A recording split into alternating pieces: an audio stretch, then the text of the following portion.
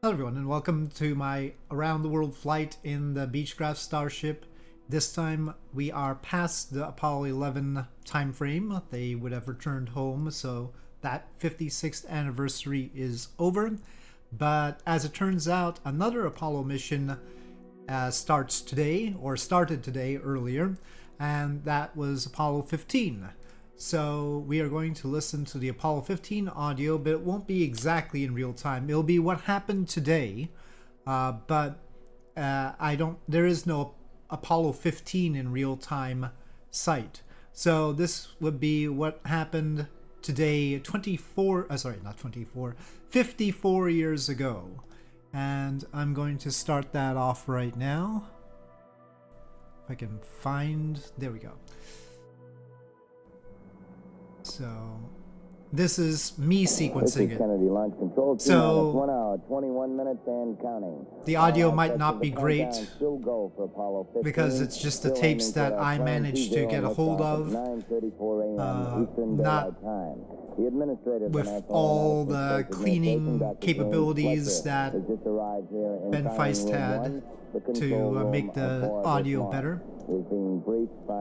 So anyway, I'm picking it up from Hong Kong and we are flying to Taipei first, and then after that probably to Okinawa. The spacecraft commander, Dave Scott, aboard the spacecraft with his two comrades at the 320-foot level at the pad. Scott now working on some command and guidance checks, working with spacecraft test conductor Skip Chauvin and the spacecraft checkout team. Here in the firing room, under the direction of Test Supervisor Jim Harrington and the launch vehicle test conductor Norm Carlson, the launch team making some final telemetry checks of the status of the tracking telemetry in the three stages and instrument unit of the Saturn V launch vehicle. Still counting, still go. Weather report excellent for a launch attempt. A beautiful morning for a flight to the moon. 1 hour, 19 minutes, 45 seconds and counting. This is Kennedy Launch Control. This is Kennedy Launch Control, T-minus 71 minutes and counting. 71 minutes and counting, all still proceeding very satisfactorily with the countdown for Apollo 15. Spacecraft Commander Dave Scott, who sits on the left-hand side of the spacecraft, still very busy on board, working with spacecraft test conductor Skip Chauvin as they make final checks not of the a full load. We can just do the main control tanks. systems aboard the Apollo spacecraft. As a part of this test, Dave Scott actually will send commands to cause that big engine below them in the service module to swing or gimbal in response to commands from the guidance system. The service module propulsion system, which is capable of some 20,000, 500,000 pounds of thrust, is used for all the major maneuvers on the flight to and from the moon once the big Saturn V launch vehicle has done its job and placed it on the proper trajectory toward the moon. Here in firing room 1 are checks of the various telemetry systems and calibration of telemetry. The tracking information we'll receive from the vehicle is still continuing. We'll also be coming up shortly on some more checks of the tracking presetting on board. We have been the alerted that the autopilots. swing arm, the Apollo access arm at the 320-foot level, may come back about 10 minutes earlier in the count because the count has been going so well and we've been a little bit ahead on many of the procedures. The closeout crew, who have been aiding the astronauts at the 320-foot level, have completed their job and have now departed. That's our status. All is go. 79 minutes, 20 seconds and counting. This is Kennedy Launch Control. This is Kennedy Launch Control, T-minus 61 minutes and counting. T-minus 61, the countdown still proceeding very satisfactorily. Now just a little more than an hour away from our planned liftoff here on the Starship looking good as usual. Astronaut Dave Scott, who will be making his third space flight, is still working with the spacecraft test conductor in the spacecraft cabin at the 320-foot level at the pad. Working with spacecraft test conductor. We will fly by Hong Kong Island before heading out. Checks of the spacecraft systems, and we're now making some final checks of the entry monitoring system, the system that would help guide the spacecraft back in on a re-entry from a trip from the trip from the moon, and also, of course, if there was an emergency condition where the spacecraft had to come back No in. need for Chairman has just windows. advised the astronauts that the swing arm, which is now still attached to the spacecraft, probably will be coming back in about 7 minutes from this time. The swing arm is moved to a position about 6 feet away from the spacecraft, so that if there was an emergency condition where the astronauts needed Actually, to let's egress the spacecraft keep it low in a for a hurry, bit. that swing arm could be brought back in a matter of seconds so that the astronauts could get out. At the 5-minute mark in the countdown, the swing arm is retracted to its fully retracted position at the pad. Here in the Launch Control Center, our telemetry calibration checks are still in progress. We'll be making some checks of the Range Safety Commander's truck system aboard the vehicle, the system that would be used to destroy the vehicle after an abort sequence had occurred and the astronauts had escaped from the vehicle in trouble. That's our status. All is go. 59 minutes, 10 seconds and counting. This is Kennedy Launch Control.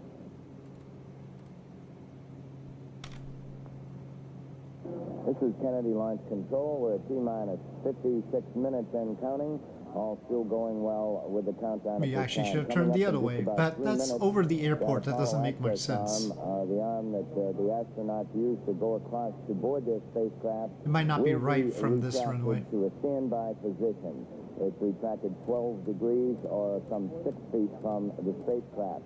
Once this does occur, we arm that launch escape system, the launch escape tower on top of the spacecraft, and from that point down in the countdown, if there was any critical emergency situation, an abort could take place right on the launch pad with the solid fuel motors in the launch escape tower, which generates some 155,000 pounds of thrust, pulling the spacecraft away from a launch vehicle that would be in trouble and an explosion imminent. This is one of the number of emergency conditions that we do plan for and Must be a little bit tired today. To handle during the last hour or so of the countdown. All aspects of the count still going well. We're at 54 minutes, 45 seconds and counting. This is Kennedy Launch Control. Well, there's the airport. This is Kennedy Launch Control. Swing arm is now moving back from the spacecraft on command right at the 53-minute mark. It'll be moved some 6 feet away from the spacecraft and remain in that standby condition for contingency purposes through the remainder of the countdown until at 5 minutes it is fully retracted. The astronauts, of course, were alerted that this event would occur because they do feel a slight jolt as the swing arm and the white room attached to its tip is pulled away. The astronauts are still continuing their final checks aboard the spacecraft, and the crew here in firing room 1 at the Launch Control Center here, Complex 39, still monitoring the status of the propellants on board the vehicle. Let me see if I can adjust the audio quality by liquid hydrogen aboard the Saturn V this morning, using the equalizer a bit. Picked up late last evening. A power transfer test, one of our key tests over the last hour or so in the countdown, has been successfully accomplished here in the firing room. We have switched from external power to the internal batteries on board the 3 stages and instrument unit of the Saturn V to assure that they are operating properly. To conserve those batteries on board, we've now returned to external power. We will finally switch internal with the rocket at the 52nd mark in the count. The countdown has been going very well. In fact, we're about 10 minutes ahead on events both concerned with the spacecraft and the launch vehicle. We're now 51 minutes, 25 seconds and counting. This is Kennedy Launch Control. This is Kennedy Launch Control, T-minus 46 minutes and counting. Not too much luck. 46 minutes and counting. We are proceeding satisfactorily, aiming toward our planned liftoff here for Apollo 15. The Apollo 15 astronaut crew standing by on the spacecraft at this time. They'll have quite a bit more work before we reach our T0, but they're standing by at this point. They've completed their guidance and alignment checks, and waiting as certain key launch vehicle checks are taking place at this time. We have just completed a check of the digital range safety command destruct system. These are the destruct packages aboard the 3 stages of the Saturn V that would be activated if the vehicle was flying off course and was a danger to personnel below. Of course, before the destruct system would be activated, the abort sequence would take place, and the astronauts Lots of ships and their spacecraft would be separated from the launch vehicle. Our weather is go, and all aspects of the countdown go. 44 minutes, 57 seconds and counting. This is Kennedy Launch Control. This is Kennedy Launch Control at T-minus 40 minutes, 54 seconds and counting. Still proceeding very well at this time, aiming toward our plan T0 at 9:34 a.m. The astronauts will be busy again shortly in the spacecraft, particularly Command Module pilot Al Worden as he proceeds to go through the sequence of pressurizing the reaction control system of the spacecraft. This is primarily concerned with those 4 quadrants of 100-pound thrust rockets on the side of the service module. We pressurized that system before launch, and Al Worden reads off the status of the overall system so that spacecraft just conductor Skip Chauvin and the crew back in the spacecraft control center can determine that that system is go for launch. Of course, the reaction control system used extensively on the flight to and from the moon for small refinements on trajectory. Here in firing room 1, we go for the final portion of the count. We have a clearance from the range to launch, and our countdown is continuing. All right, we'll head up now. Since it picked up at 11:34 p.m. last evening following a 9-hour, 34-minute built-in hold. Since that time, a major portion of the count was devoted to the propellant loading of the Saturn V launch vehicle, bringing aboard liquid oxygen and liquid hydrogen, the so-called cryogenic propellant, aboard the 3 stages of the vehicle. We loaded more than 750,000 gallons of the oxygen and hydrogen on board, and at liftoff, we expect to have a vehicle weighing close to 6.5 million pounds on the launch pad. The Saturn V space vehicle stands some 363 feet. Not sure there's that many beige buildings, but the crew was awakened by their boss, Donald K. Slayton, as planned in the countdown at 4:19 a.m. Eastern Daylight Time. They were given a brief physical exam by Dr. Jack Segan a short time later, and he declared them in excellent physical condition and very well rested. The crew then sat down to breakfast with a number of the members of the backup team and support team who have worked so hard with them in preparation for the mission, and then were ready to proceed to the suit laboratory to don their pressure suits and go through final checks prior to being ready to go to the launch pad. Once again, as planned in the countdown, they departed the crew quarters at 6:28 a.m. Eastern Daylight Time, arrived at the pad about 18 minutes later, and then went on board the spacecraft at about the 2.5-hour mark in the count. Since that time, Scott, Worden, and Irwin have been performing various checks, working with the spacecraft control team, and all these checks have gone well. Our status is excellent at this time. The weather forecast is certainly a go for launch with clear skies, clear to scattered skies. The surface winds about 10 miles per hour from the south, and the weather situation on the worldwide track as far as contingency purposes all go. That's our status, T-minus 37 minutes, 35 seconds and counting. This is Kennedy Launch Control.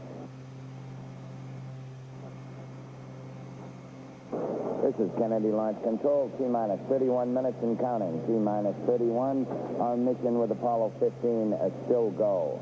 This is the 4th flight intended for a lunar landing, and all is going well. We're still aiming toward our plan T0 at 9:34 a.m. Eastern Daylight Time, when, if all goes well, those 5 big engines in the first stage of the Saturn V will ignite, generating more than 7.7 million pounds of thrust to start us on the way on a long trip to the moon. 30 minutes, 25 seconds and counting. This is Kennedy Launch Control. This This is Kennedy Launch Control, T-minus 26 minutes and counting. We're still proceeding very satisfactorily here in the final minutes of the countdown, all still going well. The busy activity right now, astronaut Al Worden giving final verification of the status of the propellant system on board the Apollo spacecraft. He's working with spacecraft test conductor Skip Sylvan, giving the key readings on the various systems, temperatures, and pressures to assure that that reaction control system is go for the launch. They will have a lot of work to do during the mission, and we want to make sure that it is precisely right before we're ready to commit to launch. Skip Sylvan now informs the astronauts that we're still about 10 minutes ahead in the countdown, and Dave Scott replies back with a rather quick roger. The countdown's still going. Launch vehicle status is go. 25 minutes, 2 seconds and counting. And this is Kennedy Launch Control.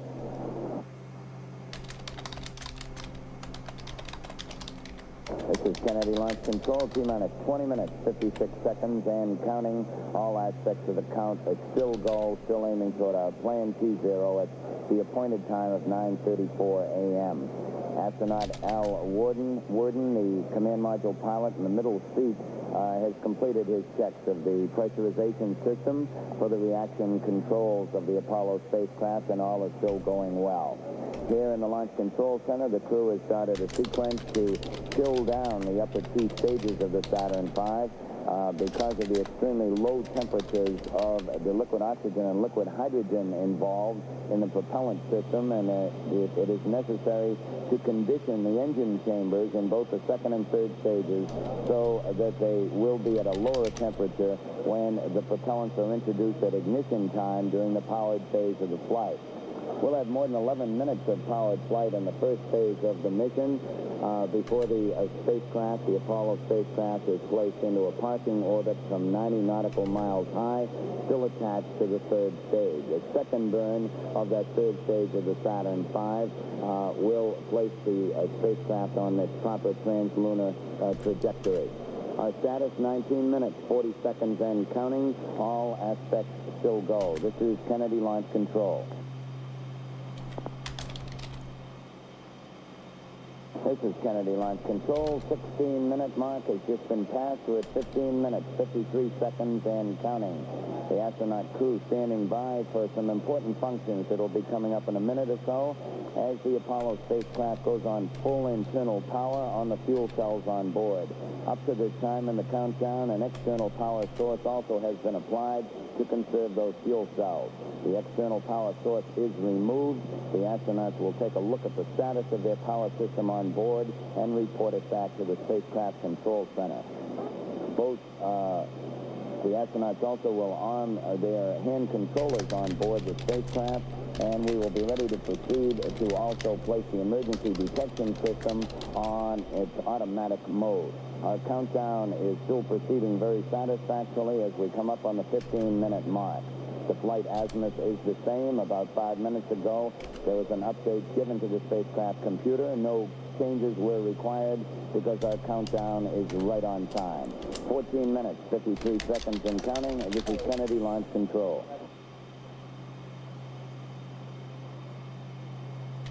This is Kennedy Launch Control, T-minus 10 minutes, 55 seconds and counting. Countdown still running smoothly as astronaut Dave Scott on board the spacecraft checks out a key abort circuit. This is a special communication system with only about 3 or 4 people on it. These are the people who could recommend an abort to the spacecraft commander if required. These people include the launch operations manager, Paul Donnelly, the spacecraft communicator here in the control center, astronaut Vance Brand, spacecraft test conductor Skip Sylvan, and Houston Flight Director Jerry Griffin. We checked out this special communication system, and Dave Scott confirms that all is well. The countdown proceeding. Jim Irwin now reading out some checks on the status of the fuel cells as we continue to go. We'll go on an automatic sequence here in the countdown, starting at the 3-minute, 7-second mark in the count. From that time down, we will be automatic with the countdown driven by the computer. This will wind up with ignition of those 5 engines in the first stage at the 8.9-second mark in the countdown. The engines will build up to their full thrust, the computer will make a determination that we have 90% thrust in all 5 engines, and that will be the signal for commit or to release the vehicle. Our countdown is still proceeding, 9 minutes, 33 seconds and counting. This is Kennedy Launch Control.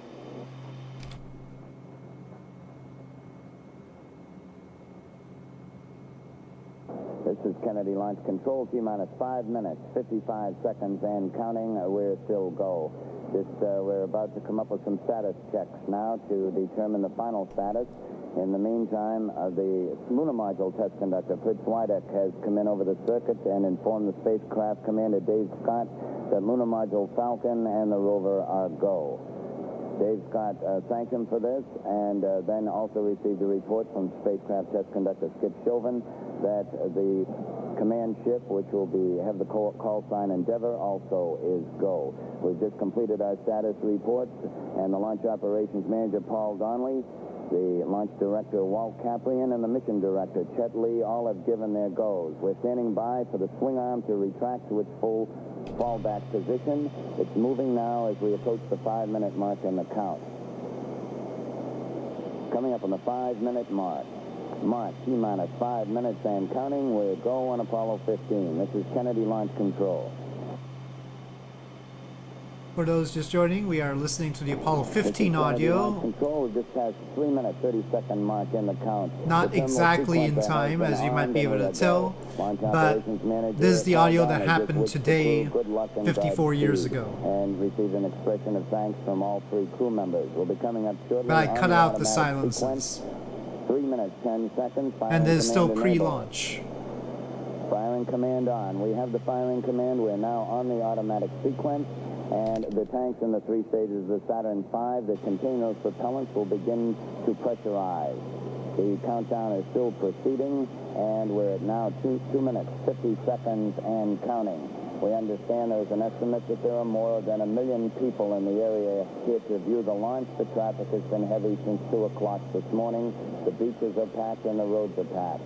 2 minutes, 35 seconds and counting. We're monitoring our status board here in firing room 1. Our ready lights are on, concerned with spacecraft, emergency detection system, instrument unit. Our preparations are complete, and the automatic sequence is continuing. 2 minutes, 20 seconds and counting. We now have second stage liquid oxygen and third stage liquid oxygen supplies pressurized as the countdown continues. Coming up in the 2-minute mark, we'll be standing by for the cue ball cover to be retracted shortly atop the Saturn V vehicle. Mark, T-minus 2 minutes, T-minus 2 minutes and counting, still going well. Propellant stable on board the vehicle. The crew here in the firing room monitoring more than 300 red line values, watching temperatures and pressures to ensure they do not go above nominal. In the case that it did, any one of these key people could call in to hold the countdown.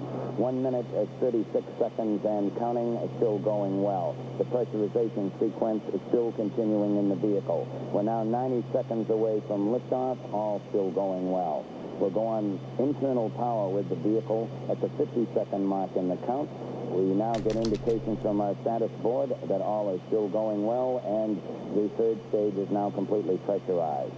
Coming up shortly on the 1 minute mark, we're now 70 seconds and counting. Second stage tanks are pressurized as our countdown continues. Mark, T-minus 60 seconds and counting on Apollo 15. The astronauts are go, launch vehicle and spacecraft components all go as our countdown proceeds. Now 50 seconds, we have the power transfer. The vehicle now on the battery power in the vehicle. We have a bit of a shimmy here. Still going well. Lunar module pilot Jim Irwin making some final checks, now passing the 40-second mark. Spacecraft Commander Dave Scott now has made his final check. That is aligning the guidance system. 30 seconds and counting. The guidance system will go internal at the 17-second mark. It's a relatively short flight. Now 25 seconds. We have a little over an hour to launch. We are go. 20. 15 seconds. Guidance internal. 13, 12, 11, 10, 9, 8, ignition sequence start. Engines armed. 5, 4, 3, 2, 1. All engines running. Launch commit. Liftoff. We have liftoff at 9:34 a.m. Eastern Daylight Time. The tower is clear. And we have a roll program. Roger. You have good thrust on all 5 engines. Thanks, Gordo. Roll's complete. Roger.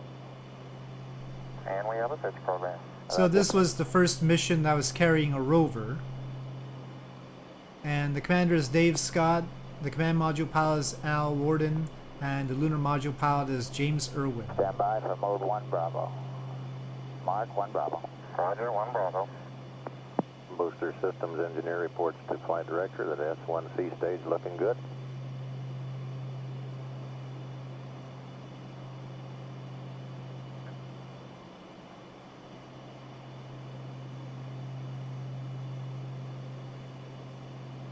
Houston, everything looks... We're flying along the coast of China Okay, here, let's clear it up here, Gordo. heading towards Taiwan though.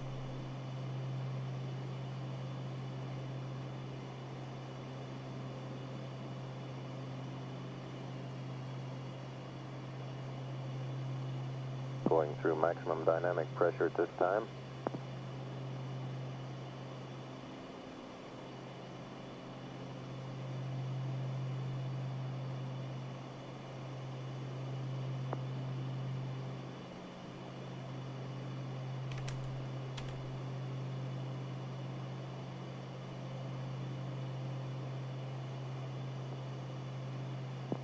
Nine miles downrange, 14.5 miles height. Charlie? Mark 1 Charlie now. Roger, 1 Charlie. Each of the S1Cs. Roger.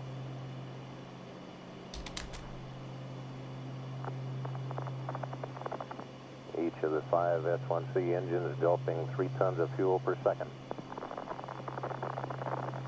Inboard. Roger, inboard.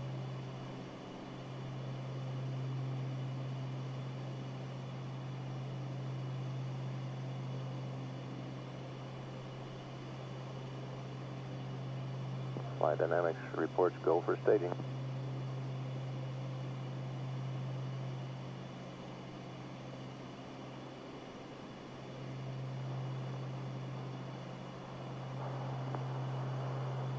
Good stage. Roger.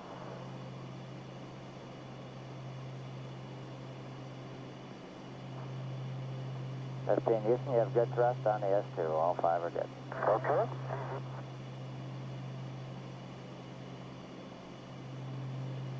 73 miles downrange, 47.9 altitude. Roger. Fire jet. Roger, we confirm the skirt step. You're mode 2. Roger, mode 2. Doesn't finish you. Roger.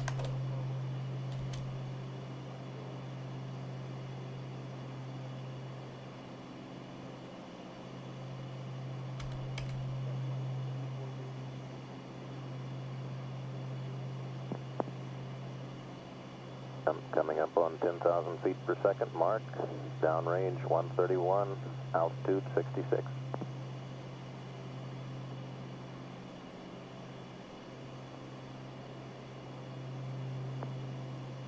S10 Houston at 4. The guidance has converged. The CMC is go. Everything looks good. Okay, Gordo, let's get up here. Now at 35% of the velocity needed to orbit.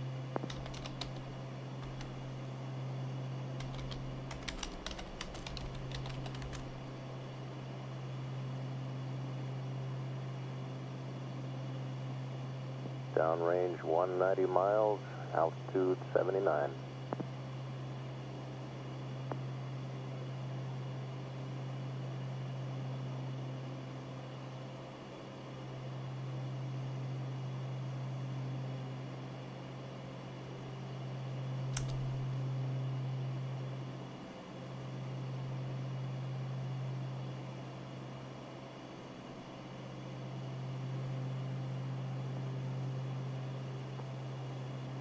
S10 Houston, 5 minutes. Everything looks nominal. Your go.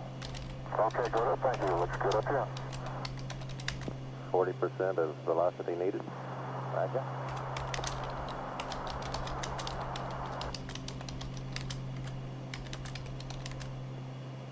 Downrange 271, altitude 88.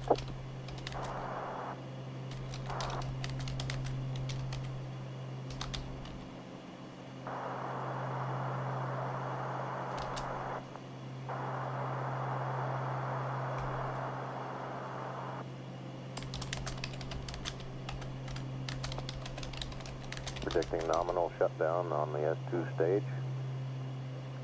Send times are nominal. Level send time will be 8 plus 3, 4, and S2 cutoff at 9er plus 0, 9er. Over. Roger, 8 plus 3, 4, and 9 plus 0, 9. And stand by for S4B to COI. Mark, you have S4B to COI now. Roger, S4B to COI.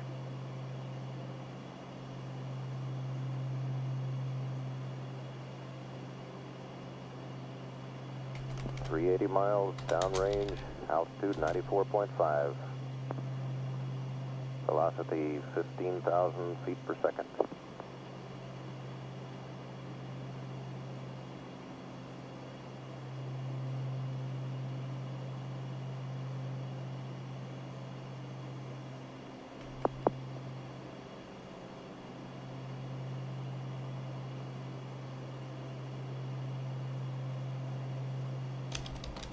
Stand by for S4B to orbit capability.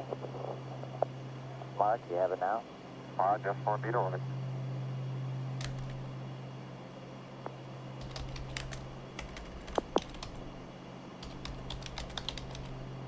Downrange 479, altitude 96. Now approaching 65% of velocity needed for orbit. Velocity now 16,700 feet per second. Official time of liftoff 34 minutes 00 seconds .79.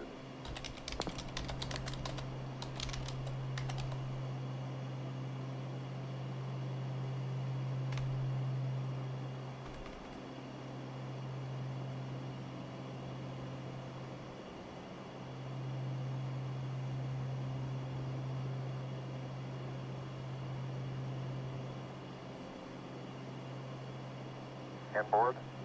Roger, inboard. Flight.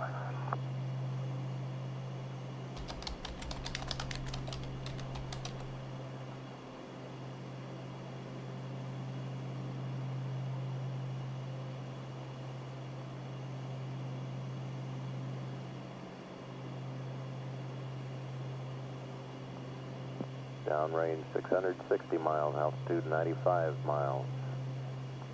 78% velocity required for orbit. 15, use your head. 15, use your head. Go ahead. I'll say again, 15. Houston 15, we didn't call. You got something? You've had PU shift and the thrust looks good. Okay.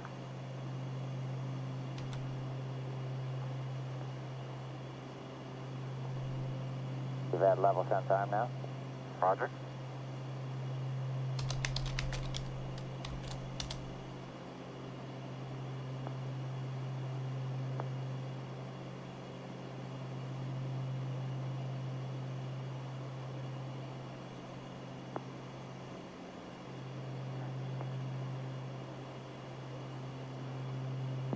About 6 seconds to staging.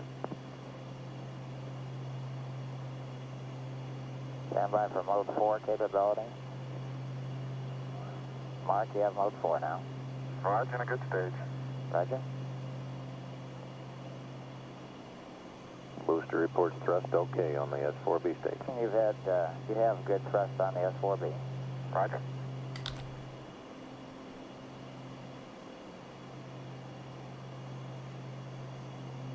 .960 miles downrange, 94.7 altitude, velocity 23,230.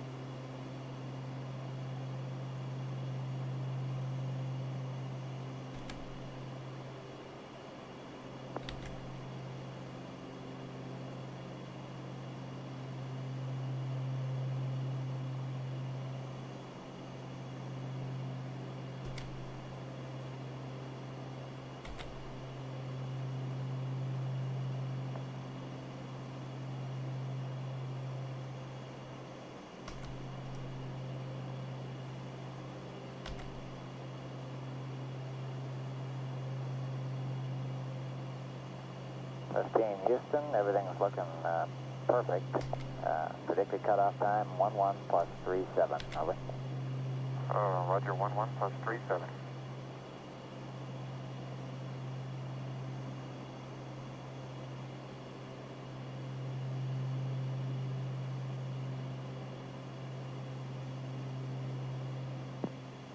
.81 miles downrange, 93.4 altitude, 97% of velocity, 98% of velocity required, 25,143 feet per second.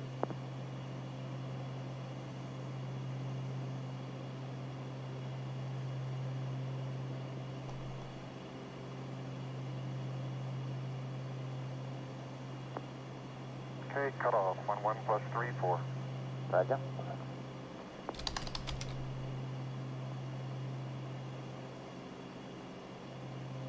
Booster confirms the S4B has shut down. Okay, Houston, gamma motors are off, and the S4B oxidizer is 40, and the fuel is about 31. Roger, 40 and 31.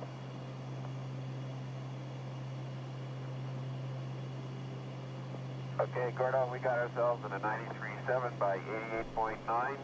Shut down on a VI of plus 25595. H dot plus 00008. Altitude plus 00932. Roger, out, copy.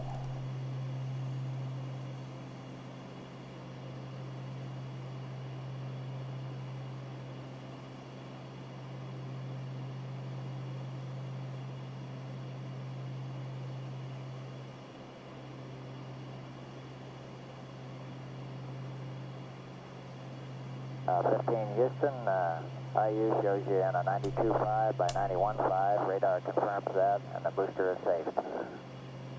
Okay, Gordo, good job. That was a very smooth ride all the way. Roger. 15 Houston, the booster is configured for orbit, over. Roger. 15 Houston, have your Z-torquing angle.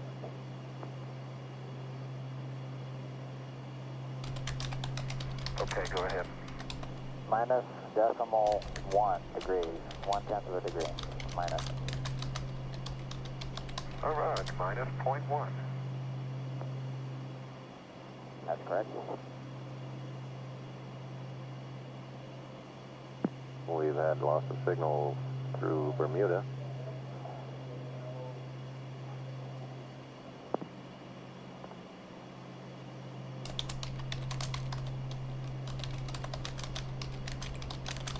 About a minute out of Canary Islands.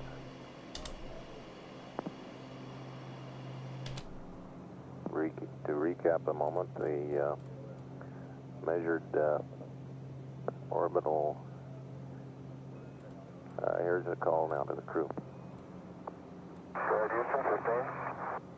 Roger, you're loud and clear. Okay, the S4B tank pressure is about 41 on the oxidizer and about 21 on the fuel. Well, Roger, we're here 41 at and 31,000 feet. Apollo Everything 15 seems in a okay. 1 hour to 92.5 by Taipei. 91.5 nautical mile Earth orbit, 1 mile out of perfectly circular. I've been working on some writing Communications through the Canary Island tracking station and for about 4 minutes. also and 11 giving seconds ChatGPT a total chance, time. and it seems to have done an oddly good job with this Coming piece up of on writing, lost but I signal did through set it Canary. up quite particularly. So it's interesting that this particular setup works 15 well. Houston, about 35 seconds to LOS, and we have nothing further for you. We'll see you at Carnarvon as shown in the checklist at 5-2. Over. Did a very good job of writing, though I still edited it, of course.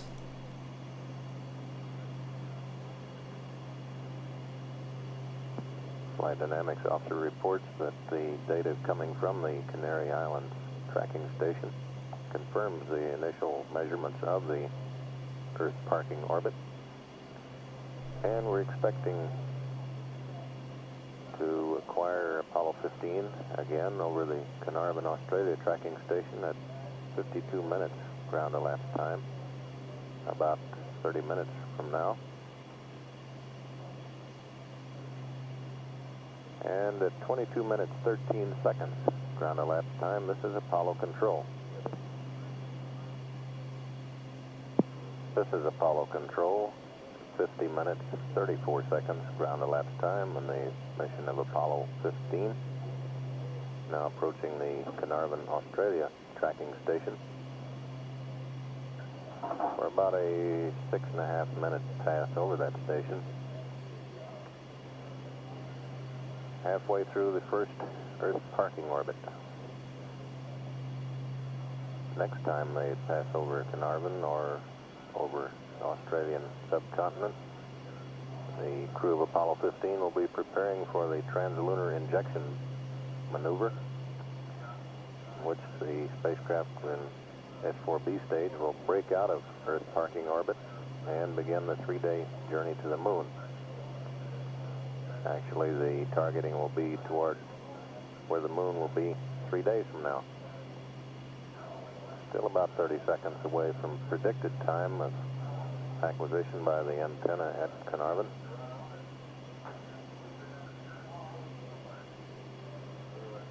We've had acquisition of signal. We'll stand by.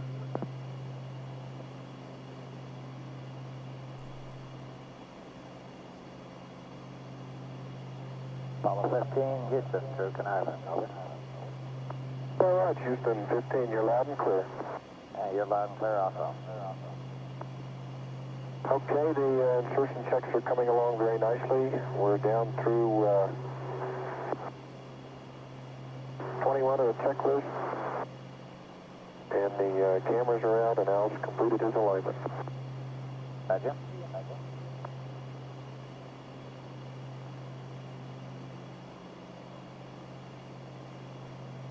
Hey, I only got one comment Jim's got for you. Go ahead. Houston 15, on the H2 purge, fuel cell 2, I cannot confirm since I have no readout of a flow indication or a caution and warning associated with that flow. Roger.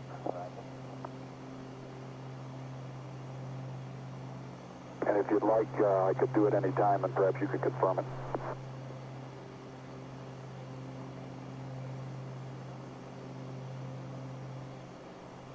Houston 15. This is Houston. We're unable to help you on confirming that purge down here, Jim. Okay, understand. Go ahead, I've got some numbers on the P-52 for you. Okay, ready, copy. Okay, use stars 33 and 41. Down 05 was plus 00001. And the torquing angles were minus 00019, plus 00021, minus 00061, and they were torqued out at 50 minutes. Roger, copied. The torquing angles are minus 3019er, a plus 3021, and a minus 3061. Over. That's affirmed. Thank you. This is Apollo Control. Cabin pressure aboard Apollo 15 holding at 5.7 pounds per square inch. Heart rates for Scott, Worden, and Irwin respectively are 70, 83, and 88. Houston, one other comment. Apparently sometime during launch, the RCS-B secondary propellant isolation valve closed, and we recycled it, got a great talk back. Roger, Dave. Apollo 15, Houston, about 15 seconds to LOS, estimating United States at 1:30 GET. Roger, 130. And we've had loss of signal through the Carnarvon, Australia tracking station. We're standing by now for the post-launch press conference at Press Site 39 at Kennedy Space Center. And at 59 hours, 22 minutes ground elapsed time, this is Apollo Control. Apollo Control. We join the conversation in progress with Apollo 15 through Goldstone.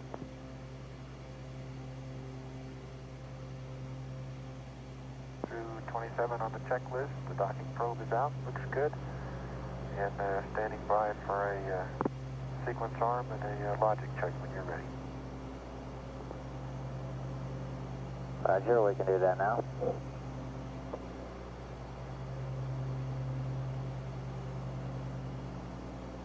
Go ahead. Okay, logic 1 on now. Logic 2 on now. Logics are good. You go for power on. Okay, and we had one other little one. At about an hour, we noticed that the primary and secondary propellant isolation valves on quad delta were barber pole. We cycled the switch, and they're now gray, and the RCS check's okay. Roger.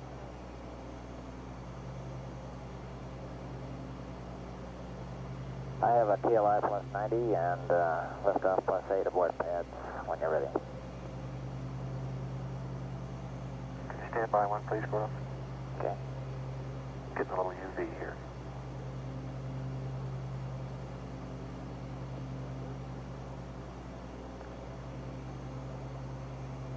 Okay, Gordo, I'm ready for the TLI pad. Okay, this is the TLI plus 90 aboard pad, Jim. Okay. TLI plus 90, SPS/GNN. Noun 47 is 66938. Minus 052. Plus 190. GT for ignition is 004. 19. 5699. Noun 81 minus 04254 plus 401 plus 49217. Attitude 180 166 002. HA is NA. HP plus 00210. 49401. 634. 49208. Sextant star is 40. 0795. 359. Boresight star NA. Noun 61 plus 1604 minus 03000 1090 34492. GET for 05G 017 4358. GDC aligned stars are Deneb and Vega. 112 128 356. No LH. Go ahead. Apollo 15, Houston, over. Apollo 15, Houston, we're not reading you, over. Okay, Houston, there's a breakup in the VHF, and Jim lost some of the first part of the transmission. Could you go through it again? Okay, Oh, great. just what you need. All the numbers. 47 through roll, pitch, and yaw. Okay, Jim, noun 47 is 66938 minus 052 plus 190. Noun 33, 004 19 5699. Noun 81 minus 04254 4 plus 0, 0, 0, 0, 1 minus 4 9er 2 1 7. Correction on Delta VZ is a plus 4 9er 2 1 7. Roll pitch and yaw are 1 8 0 1 6 6 0 0 2. Go ahead. Okay, read back for TLI plus 90, SDS GNN 66938 minus 052 plus 190 004 195699 minus 04254 plus 00001 plus 49217 180 166 002 NA plus 00210 49401 634 49208 40 0795 359 NA plus 1604 minus 03000 10990 34492 0174 Denim Vega 112 128 356 and no LH. Okay, Jim, your readback's correct. Liftoff plus 8 pad is 00800 6076 minus 175 02706. Go ahead. Roger, 00800 6076 minus 175 and 02706. Roger, and I have the TLI pad when you're ready for that one.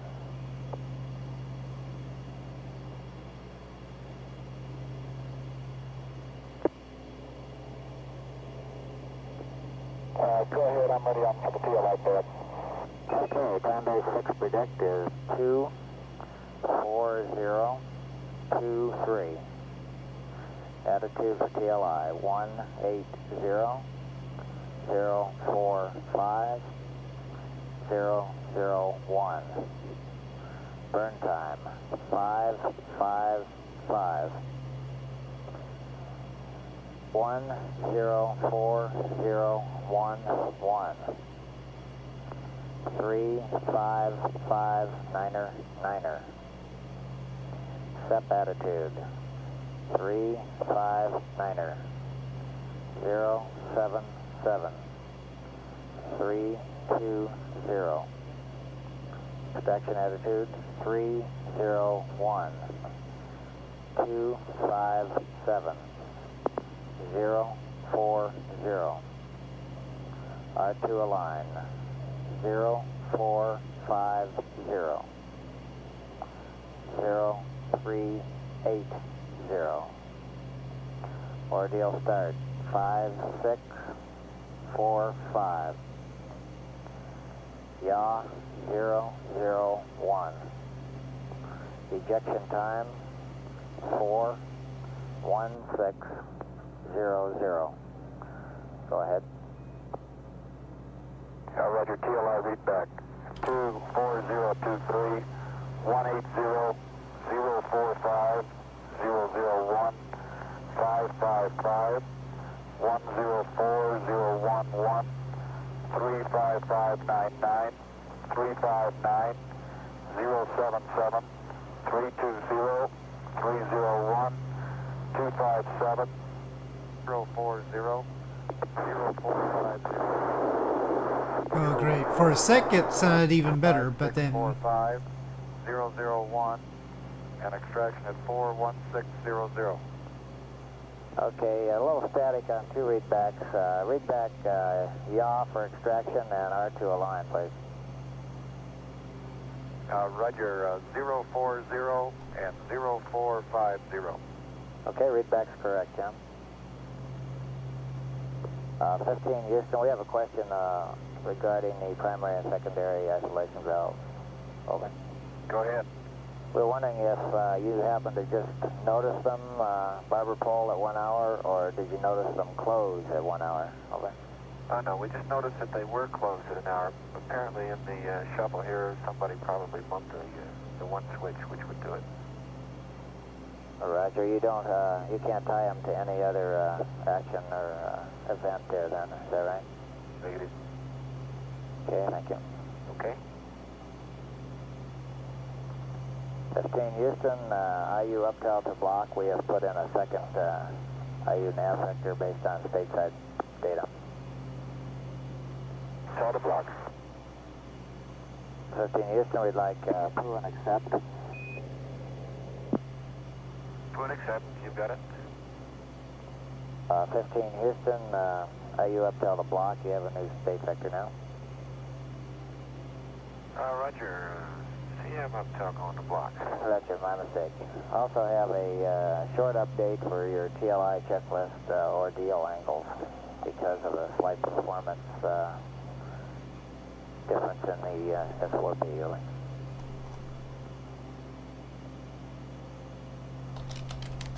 Okay, go ahead, Gordo. Okay, on the launch checklist page L2-30, bottom of the page, tell me when you have it.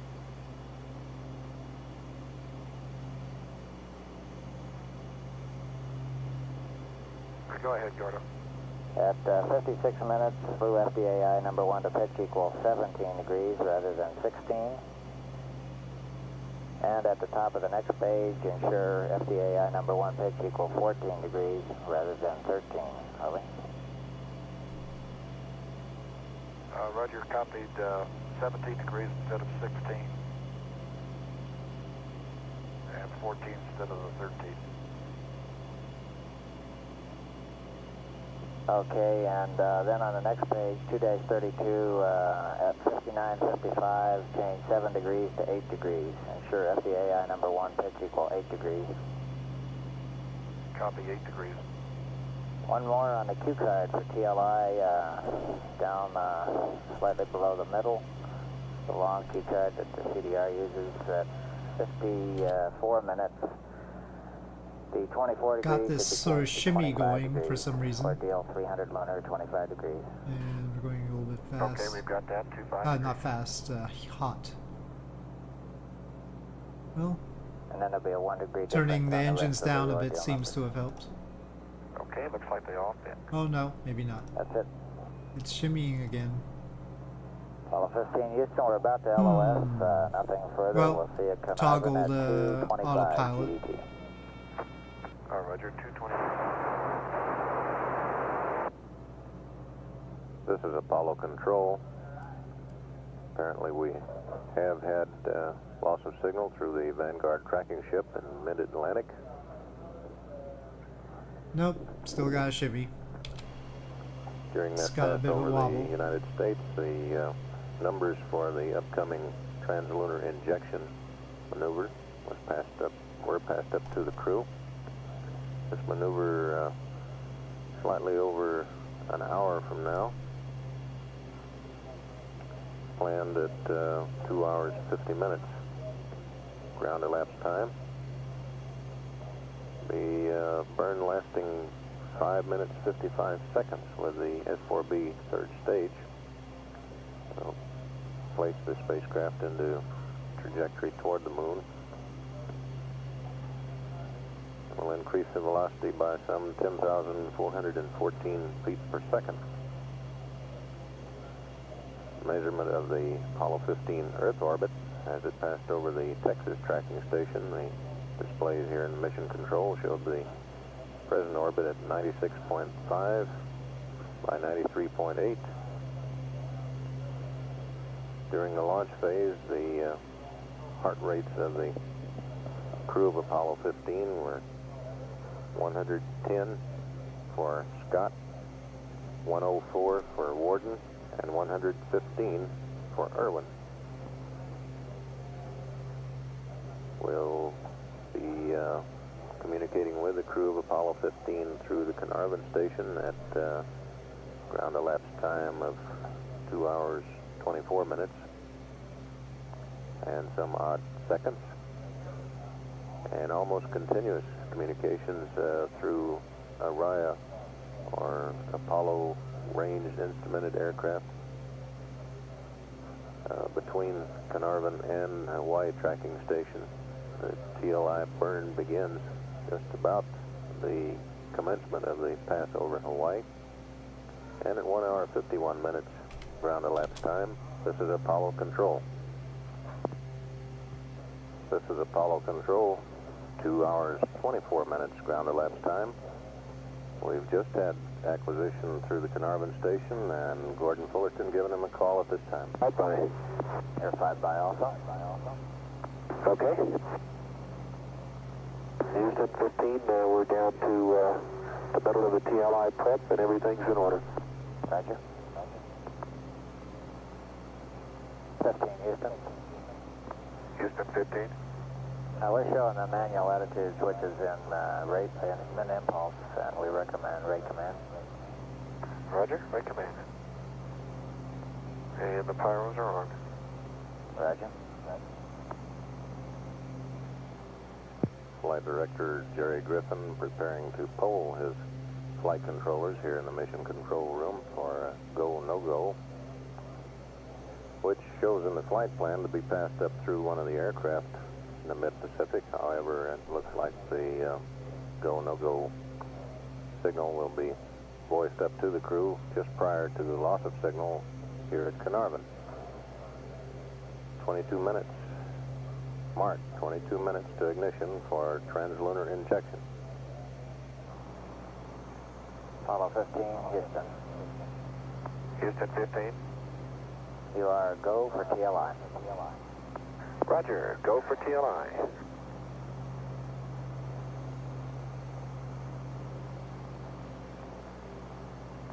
And the S4, the oxidizer looks like about 36, and the fuel looks like about 19. Roger.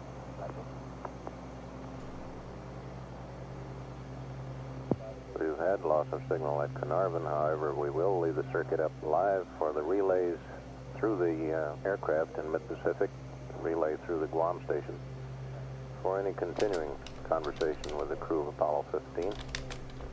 17 minutes 35 seconds to ignition for translunar injection. The S4B with the Apollo 15 spacecraft now weigh around 103,000 pounds, or as you were, 309,630 pounds.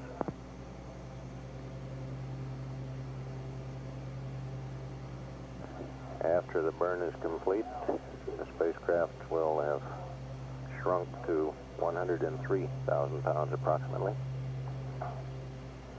After translunar injection burn, velocity will rise from the present 25,620 feet per second to 35,655 feet per second, an increase of slightly over 10,000 feet per second. About 20 minutes after burn cutoff, the S4B will maneuver to the separation attitude, and at 3 hours 20 minutes ground elapsed time, the Apollo 15 spacecraft will separate and do a turnaround maneuver and prepare to dock with the lunar module, which is housed in the spacecraft limb adapter atop the S4B stage. The 4 panels will shed away.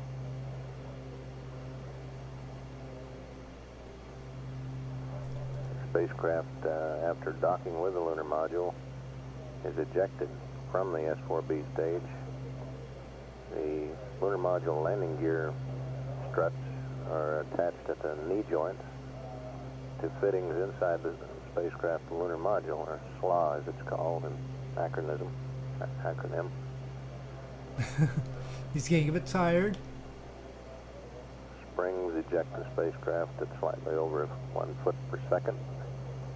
We're still about 2 minutes away from acquisition by the first of 2 Araya aircraft, or Apollo Range Instrumented Aircraft.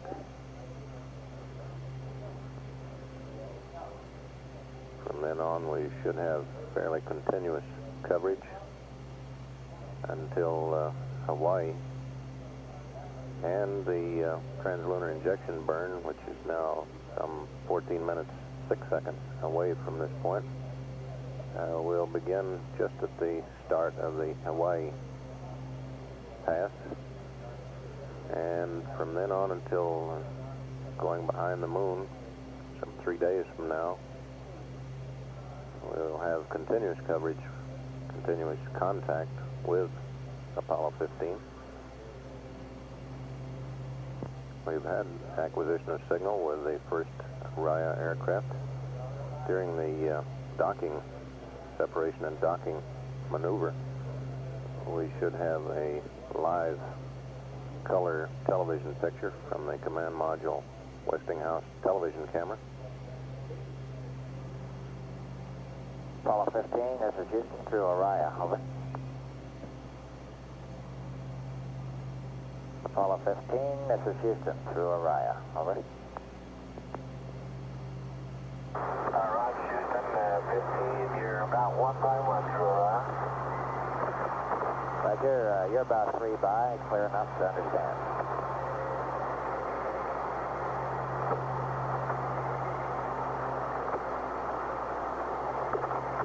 All right, so we got somebody else on the loop with us too.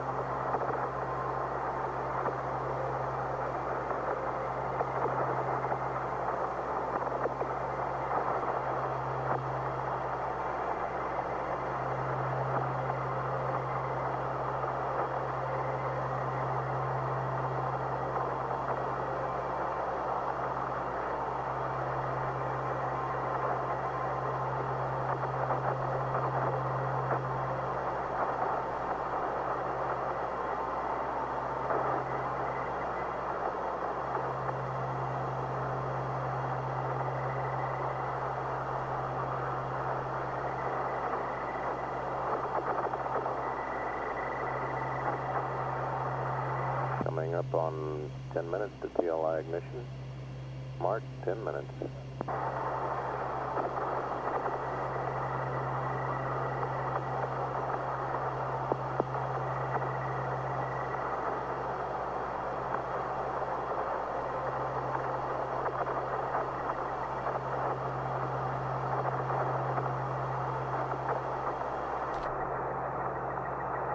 Icing. US2 subline. Roger, subline. Hey, Houston, looks like we have a slow refresh time. We're to about 22, 23 on the fuel pressure here. Roger, Dave, you're just barely readable. Understand you're getting a normal refresh, so let me put that here. Okay, normal refresh. Plot boards here in Mission Control Center on the center screen are being set up now to monitor the translunar injection burn. Some 5 minutes, 43 seconds away from ignition.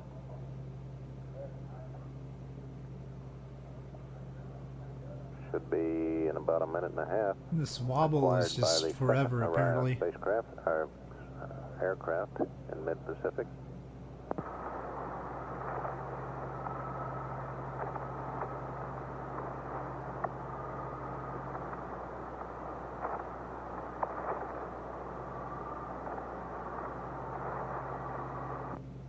Booster reports that the tanks in the S4B stage have been pressurized.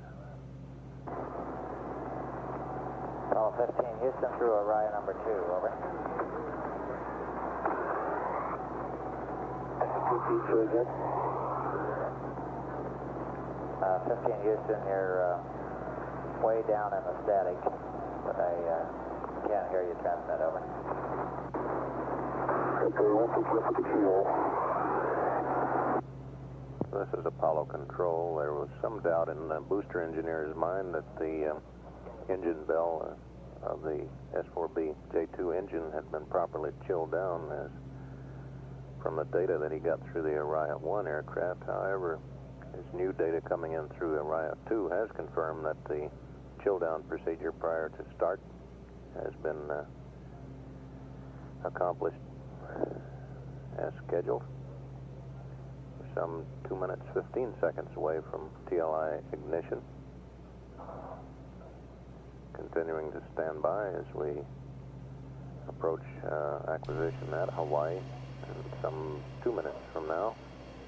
Still standing by through the Araya 2 aircraft.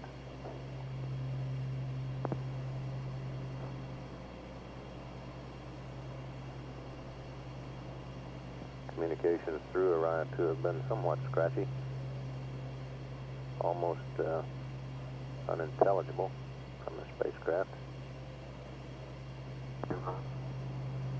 Roger, average G.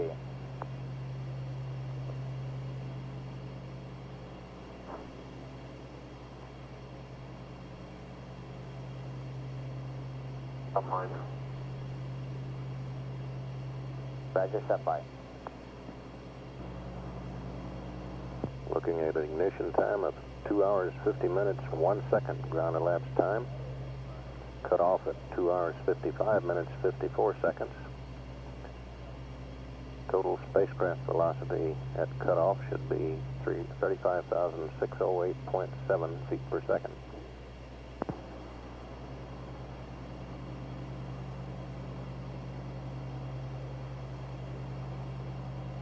Coming up on 20 seconds, mark 20 seconds to TLI ignition.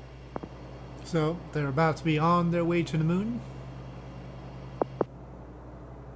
Icing is still an issue.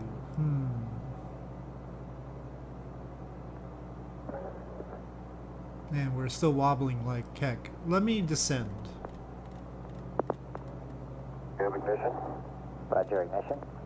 We're not that far away from Taiwan.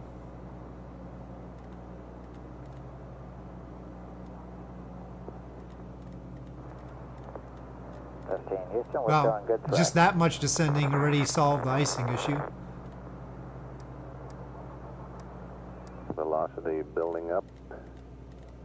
Now 26,270, 26,347 feet per second. I do have some scenery at Taipei, Resulting apogee. as Building well up as now, scenery at 679 Okinawa. miles, That's why 706. we're landing in those places. Clicking over very rapidly.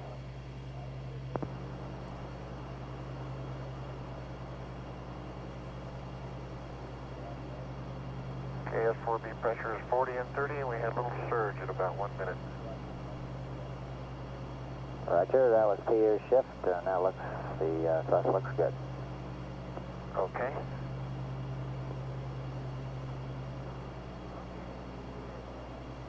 Velocity continuing to build, 26,700 feet per second. Resulting apogee, 1,661.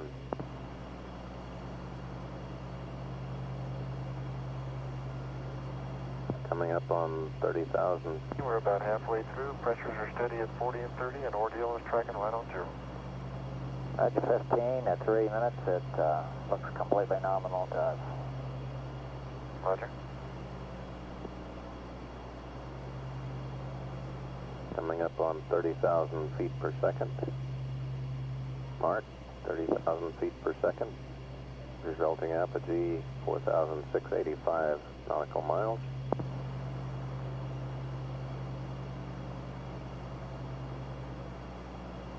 Okay, Houston, we have about a minute to go. We're tracking 39 and 30 on the pressures, and ordeal's about zero. 15 Houston, roger. Looks good here. 15 Houston, we're estimating cutoff about 4 seconds earlier than the pad time. Roger, understand. 5 plus 5, 1. That's affirmative. Velocity rapidly approaching TLI cutoff speed. Okay, shut down. 5 plus 5, 1. Roger. Well, the tank pressures are about 82 coming down the oxidizer and about 28 coming down the fuel. Roger. Cutoff velocity 35,522 feet per second. Resulting apogee from that maneuver 290,682 nautical miles. 15 Houston, we're getting a lot of static for some reason. Roger, Gordo, I've got the cutoff there. We're ready to go. Go ahead.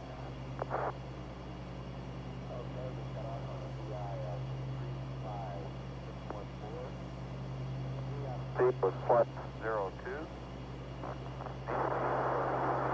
5. Delta V 4.1.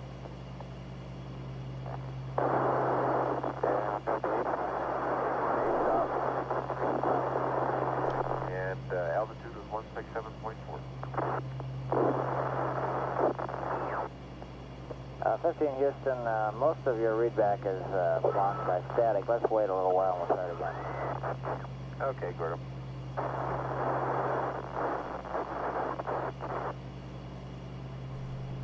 Oh, had a bandwidth And issue. we have the S4B in orbit. Roger. You're loud and clear now. Okay. Okay, Houston, Still I've got the wobbling. data if you want to copy. Okay, sounds good now. Go ahead again. Okay, Diski was... There is 8 knot 35599. crosswind right now, but that's not much. BG plus 145. And the Delta BC minus 14.9. Guess it might be gusting a bit. TFC plus 0.02. And for your information, the H dot was 4353 and the H was 167.4 cutoff. Roger. Say again what that figure plus 02 was. Yeah, TFC. Roger. Okay, copied all that. And for your information, the maneuver to the TD and E attitude should start about 1 second earlier than the flight plan. 3:10:53. Roger, 3:10:53. This is Apollo Control. Tracking now showing the spacecraft at 1,383 nautical miles out. Directly over the Corpus Christi, Texas tracking station, but beginning the tail stand and loop backward to the west as the Earth rotates beneath the trajectory of the spacecraft. Velocity dropped off somewhat from the initial cutoff velocity of 35,000 and some odd feet per second, now down to 30,436 feet per second.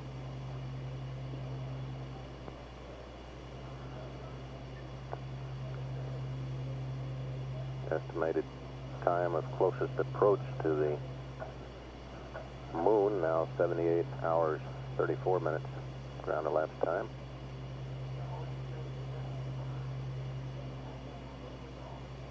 Continuing to stand by and monitor the preparations for the maneuver to separation attitude, the actual separation of the command service module from the spacecraft limb adapter, and docking with the lunar module, and finally the ejection of the Apollo 15 spacecraft from the S4B stage, which will have done its job quite well apparently in what is shaping up thus far to be a completely nominal mission.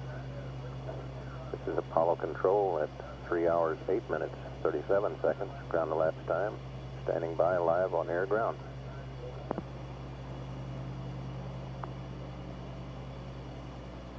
Cabin pressure aboard Apollo 15 now 5.5 pounds per square inch. Heart rates currently for Scott, Warden, and Irwin respectively at 65, 69, and 69. Flight Director Jerry Griffin polling the flight controllers in the room for a go for transposition, docking, and extraction. Heard no Icing again. no goes so far. He's telling Capcom to tell them it's go. The outside air temperature is 9 degrees Celsius, so... Apollo 15, Houston. Houston 15. Everything looks good here. Your go for transposition and docking. Well, now it doesn't say icing. Roger, go for transposition and dock.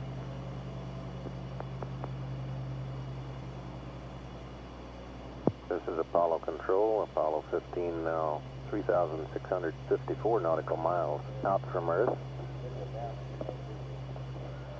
Velocity now 25,178 feet per second.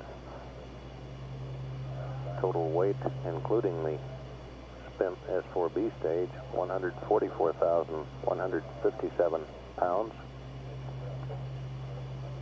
Continuing to monitor the air ground as the crew of Apollo 15 prepares to turn around and move the lunar module out of its garage. 3 hours, 21 minutes up and live on air ground. This is Apollo Control. Okay, Houston 15, 30 seconds. Roger. Okay, Houston, we got a good set. Roger.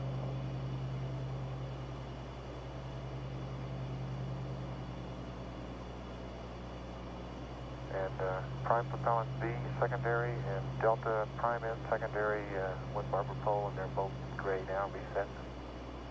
Roger.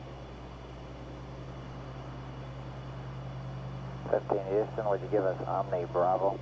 Omni Bravo. Okay, Houston, looks like you've got a good limb in there, and we're rolling now, and the opening rates are stopped, and you should have a TV. Roger. We haven't got the picture up here yet. Stand by and I'll give you a check on that. Okay.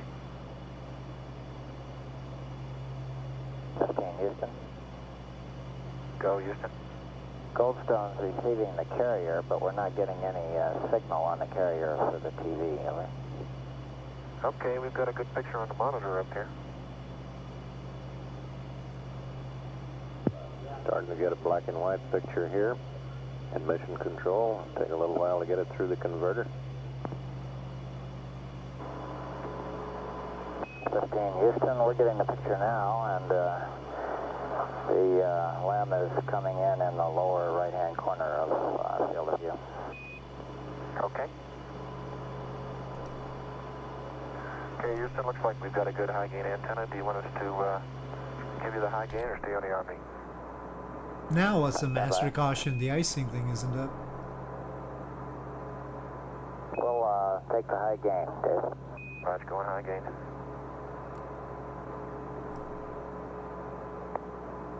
Okay, Houston, we're in auto and medium. Looks like we got a good lock. Roger, and we're getting a very good picture here. Okay. It's over on the right-hand side of the field of view. 15 Houston, request wide beam width, please. Wide beam. I guess that's okay. 15 Houston, the centering on the picture is good now, and we're getting an excellent quality picture. Very good. We're almost there.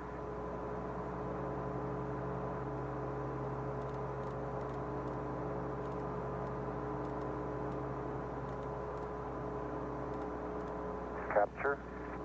Roger.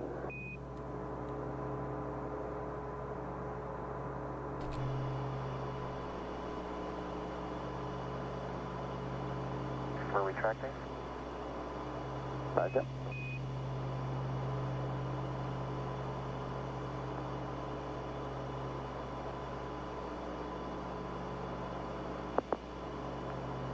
Hard dock, Houston. Roger.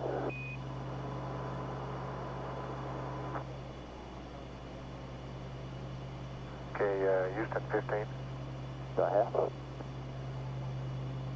Okay, that all went fairly nominally, and the only different thing we've noticed is the SPS thrust light on the EMS is now on, and we don't know when it came on, somewhere in the processor, Roger, I understand the SPS thrust light is on. and all the switches are off.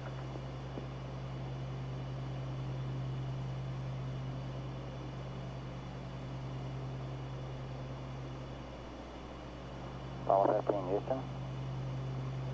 Go ahead.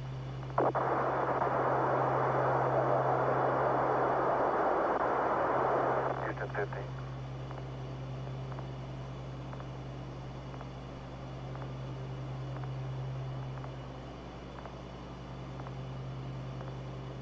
Uh, 15, Houston, we'd like you to pull both SBS pilot valve circuit breakers on panel 8. Okay, that's being done.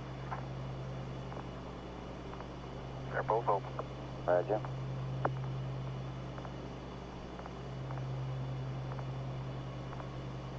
This is Apollo Control. Apollo 15 now 7,460 nautical miles out from Earth. Velocity continuing to decrease, now 20,197 feet per second. Fairly quiet crew this mission.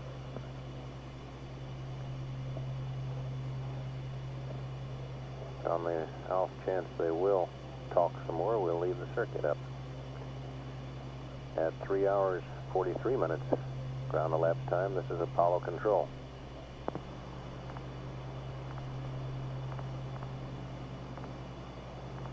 Crew of Apollo 15 presently pressurizing the lunar module.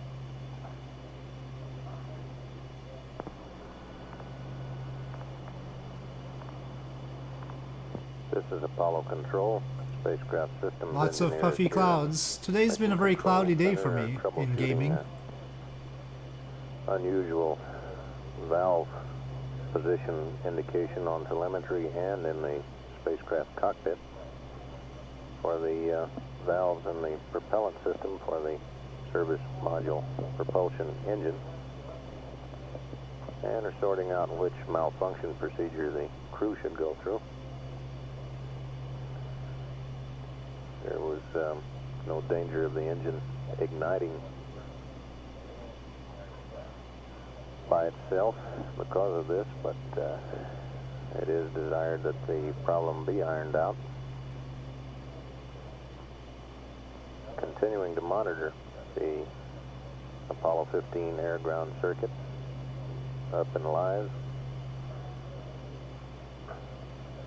Now showing cabin pressure on the command module of 4.2 pounds per square inch. They have no pressure reading yet in the lunar module, but the crew apparently has begun pressurization of the LEM.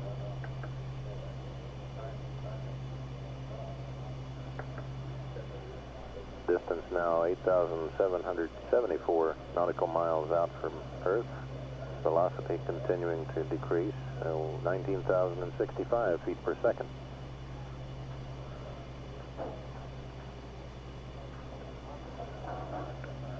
Three hours 51 minutes ground elapsed time.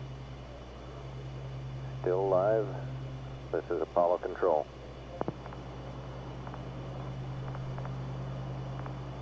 Apollo 15, Houston. Houston 15, go ahead. At 3:55:54, about 40 seconds. Well, I see some hint of Taiwan up ahead. On the booster. Roger, Gordo, understand.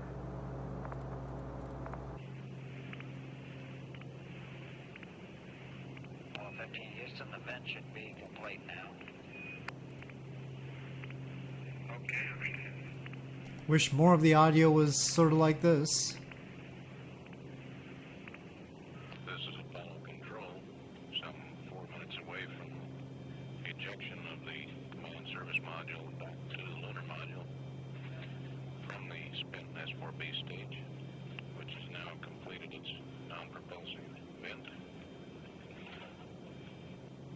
Spacecraft now 12,036 nautical miles out from Earth. Velocity dropped off to 16,839 feet per second.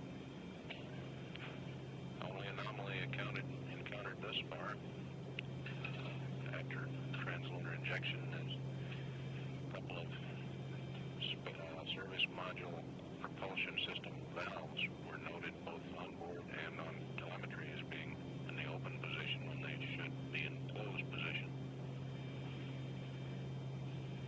The crew was instructed to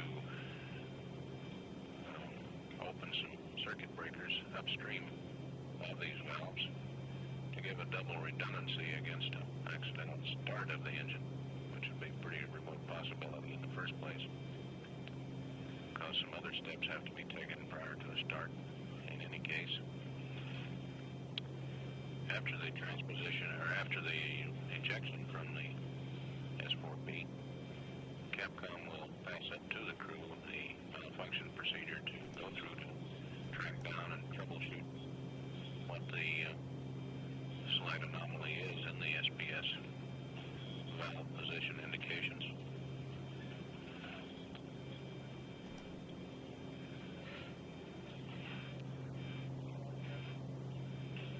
At 4 hours 14. Go ahead. Colonel, we're ready to get the power on. Logic down now. Stand by. Okay, logic's coming on. Logic 1, logic 2.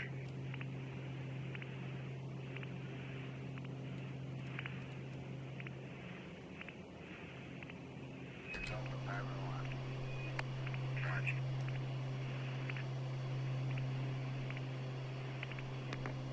Okay, still will set at 418. Roger, stand by.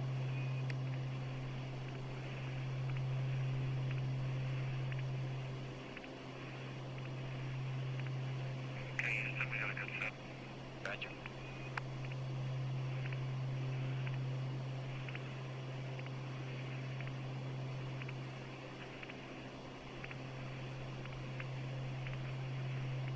Okay, Houston 15, we have the S4B inside, and looks like it's probably about 700 feet away. Roger.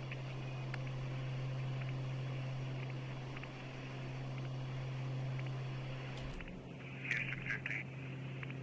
Go ahead, 15. Roger, we have the S4B in sight, and it looks like it's 500 feet or so away. Roger. The first time, if it's okay with you and looks clear, we'll command the maneuver. Roger, and it looks like a clean bird out there. Roger.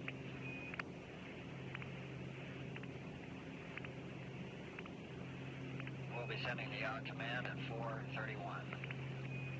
Roger.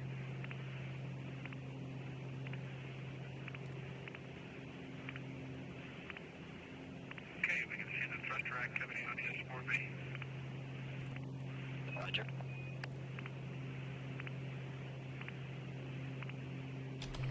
Looks like a light mist in a sort of conical shape, maybe 100 feet long or so.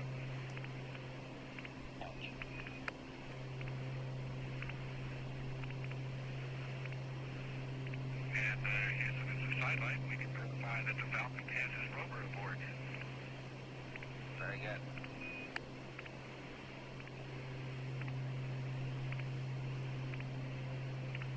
Houston 15. Go ahead. Go ahead, 15. As we watch the S4B drift away here, how about passing along to Jim Harrington at the Cape? Congratulations from the crew to the launch team for a superior job. Okay, we sure will. Smooth all the way and right on time. Jerry Griffin reports that he's already done that. Good. So we'll second it from the crew.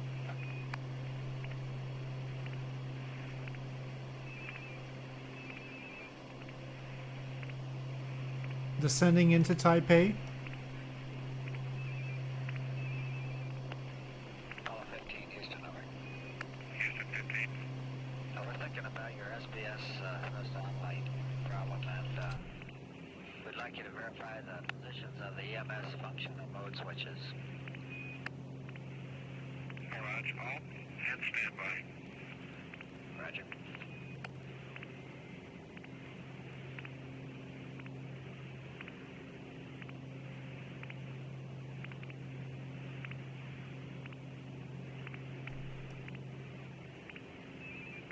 Houston is 15.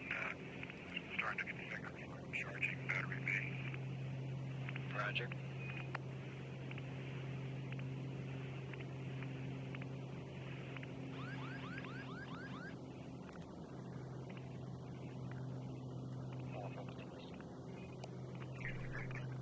I think you may have missed a road right there, just after lung injection. One now.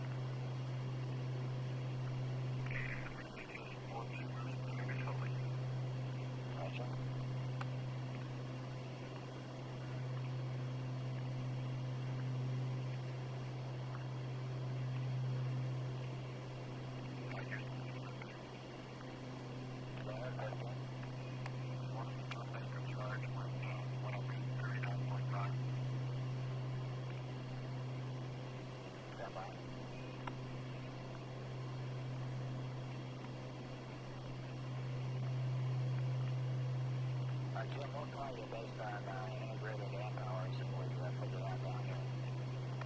Okay, fine.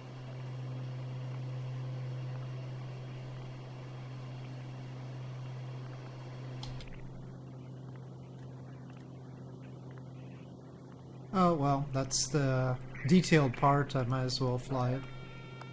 Oop.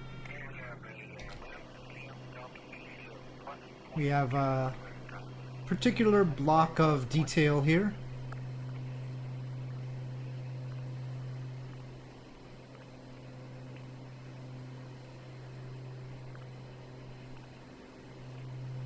This is from Demikin's free Taipei scenery. We need to have you reinitialize your hiking. We'd like you to set pitch -30, yaw +98, and go to relax.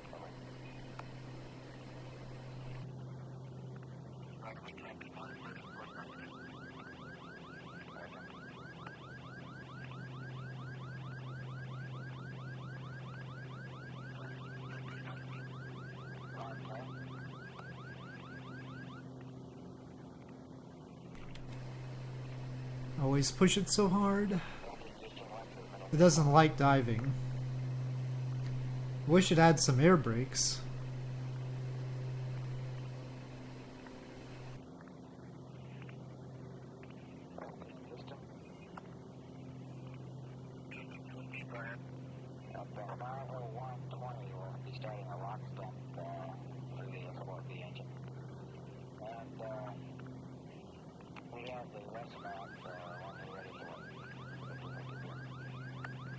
Yep, doesn't like diving.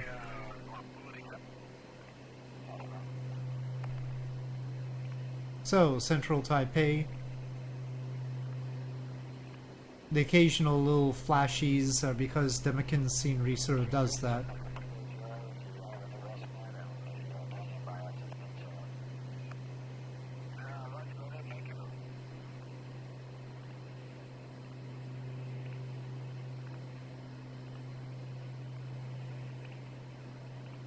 Taipei 101. This is Apollo Control at 5 hours, 16 minutes. Ground elapsed 10. Distance from Earth now 20,400. Well, I'll just land. Velocity 13,335 feet per second. Clear Apollo 15. All this big phone for both. Wish they talked more. Extremely quiet during this Woo. translunar injection.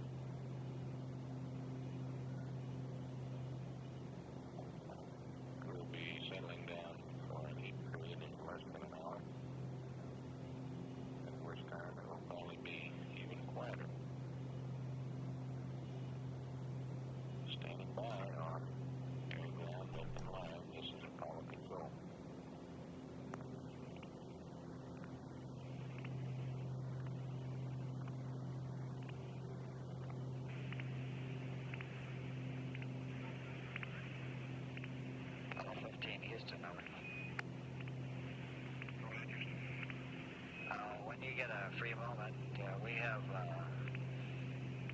relatively short procedure in line with checking out the SPS West flight.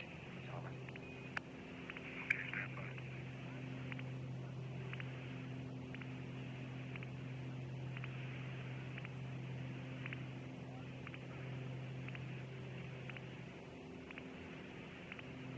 Whoa, whoa. Go ahead, radio copy.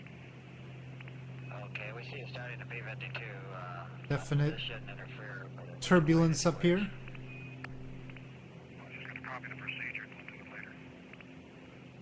Okay, it's the kind of thing where you have to watch on the ground as you do it, so it's probably not even worth writing down. Okay, let's wait then to have the P-52. All right.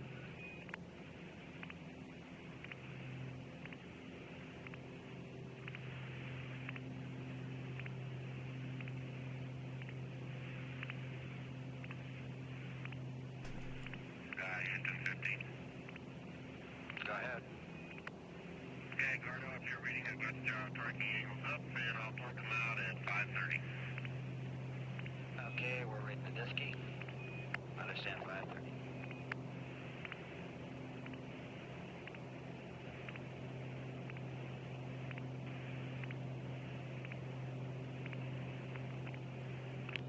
This is Apollo Control at 5 hours 32 minutes on the elapsed time. Apollo 15, 22,102 nautical miles out from Earth. Velocity 12,844 feet per second. Most likely, it's pretty hard to tell what they're doing at this time. Most likely, though, we're in an 8 period schedule of the flight plan. To start at 6 hours. Here in the control center, the systems engineers are devising a simple test to track down some apparent short circuit indications in the valve system to the service propulsion system.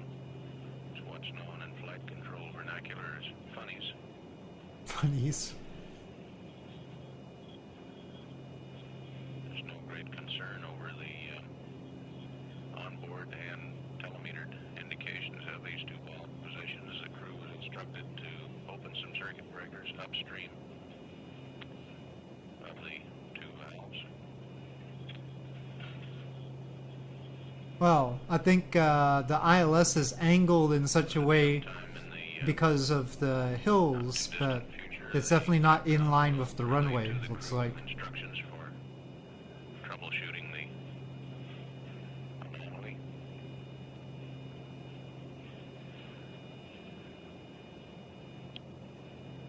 And at 5 hours 34 minutes ground elapsed time, this is Apollo Control.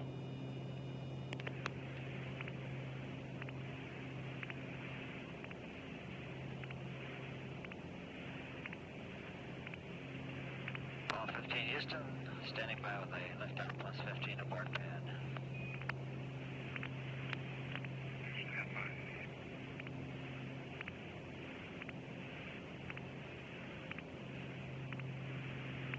Okay, Gordon, stand by for the pad. Okay, it's GET of ignition of 01500. Delta VT 4926 minus 175 05120. Go ahead. Stand by.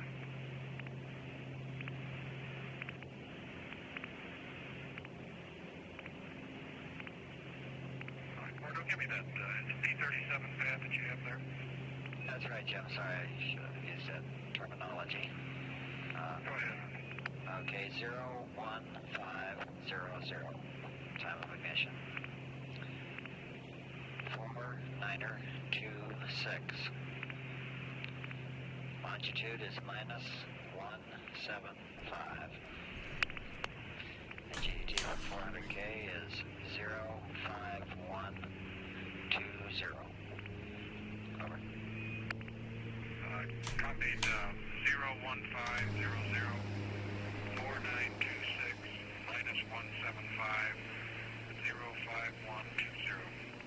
That's correct, Jim.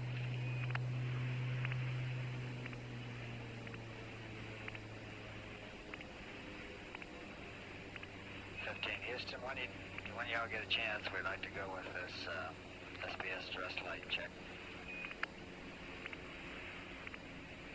Okay, Gordo, I'm over the left touch now. Let's go ahead and try it. Okay, stand by, get everybody watching. Okay, first of all, I'd like to be sure that both the pilot valve circuit breakers on panel 8 and both Delta V thrust switches are off. Okay, Houston. Both pilot valves are open and the Delta V thrust switches are off. Okay, now when we do the following steps, we'd like you to watch the SPS thrust light and watch it for changes, either going out or changes in intensity. We're trying to determine if Any open slot around here? low resistance short, and if it gets brighter, that'll tell us something about the short. That little truck taking up that spot is no fair. Okay. Okay, first item is put the thrust hang controller clockwise and watch the light.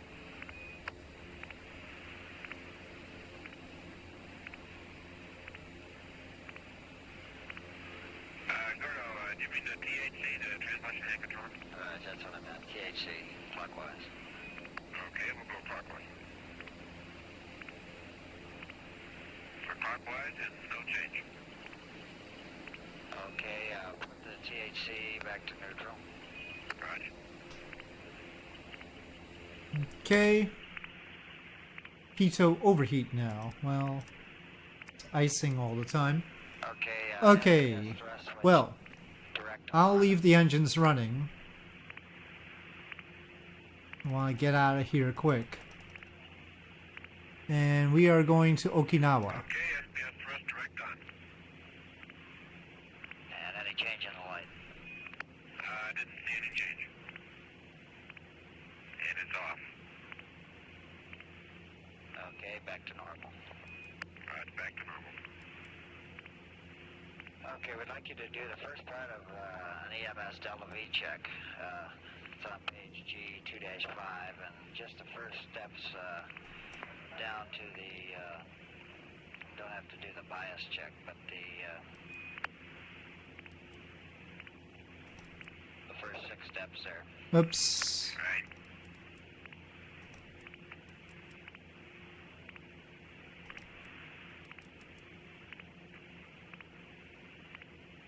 Idea here is to check for possible short in the Delta V test circuits that might be causing the light on.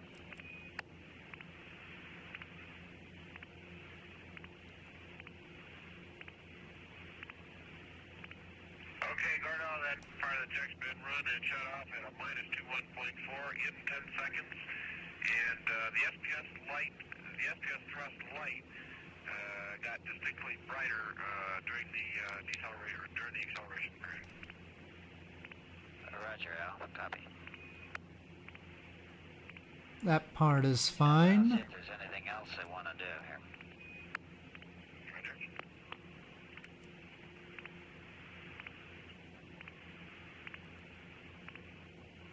Okay, Al, I guess no more questions right now. We'll mull that I don't know over. what that final RCSS is, but basically it's set up okay. That part we can ignore, perhaps. This is Apollo Control at 6 hours, 16 minutes ground elapsed time. I've got a... Okay, let me quickly stretch. Your erasable load update as contained in the back of the GNC checklist. Three addresses to update. Over. Okay, go ahead. Turn to page G9-4.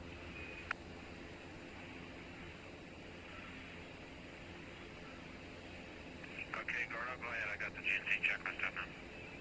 Okay, 9-4. The first one is changing NBDX, a static drift compensation for the X gyro under load alpha. The octal ID number which now reads 77332. Change that to 00377. Over. Understand, that's Alpha Octal ID 11, where it now says 77332. Change that to 800377. That's affirmative. And load Bravo. IDs 4 and 5 are changed. This changes TFM to correspond with actual liftoff. And load 4, which is now 30560, change that to 32251. And while you're still writing, change the next one, load ID number 5 from 10,000 to 26157.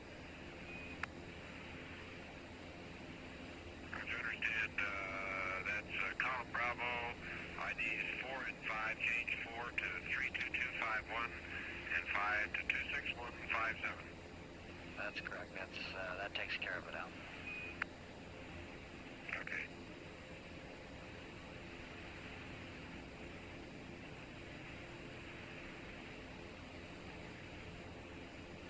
This is Apollo Control. Apollo 15 now 27,621 nautical miles out from Earth. Velocity now 11,498 feet per second. Spacecraft communicator Gordon Fullerton passed up some troubleshooting procedures on the apparent short circuits that are causing some spurious indications, not only in the spacecraft cockpit, but also here in the control center through telemetry. The pilot valves were open, the Delta V lights turned off on the EMS, or the entry monitor system. Thrust controller was rotated clockwise and back to neutral. The SPS thrust switch was turned to direct on and then back to normal. In the first 6 steps of the entry monitor system Delta V check were run. It was noticed the SPS engine light on was brighter during the deceleration period. And at that point, the troubleshooting was terminated for the time being, while the systems engineers here in Mission Control mull over the situation, and also the people in the spacecraft analysis office, the so-called span room.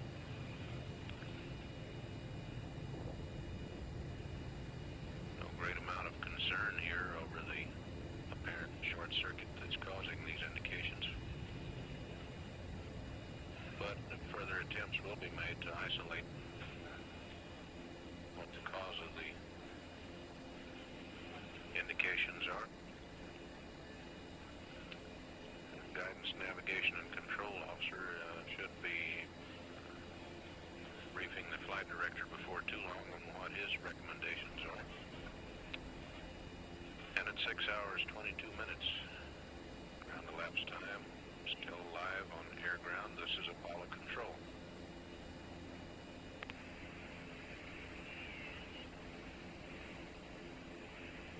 Houston, number. If you're not using the optics, we suggest you zero them there. We notice them drifting.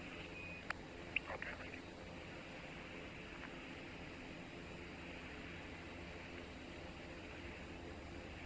We've been taking turns looking at the Earth through the telescope. It's a fantastic set. Roger, David.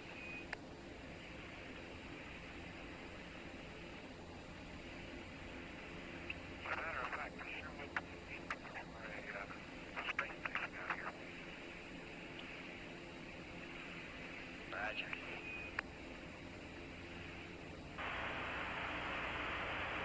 All right, let's This get is Apollo going. Control. It's 7 hours, 14 minutes. Flight Director Jerry Griffin and his gold team of flight directors, flight controllers, have completed the handover to Flight Director Milton Windler and the Maroon team. Capcom for the Maroon team is astronaut Carl Heneyes. We're estimating the change of shift news conference for 4 p.m. Central Daylight Time. 4 p.m. Central Daylight Time. Apollo 15 is 10,526 nautical miles from Earth.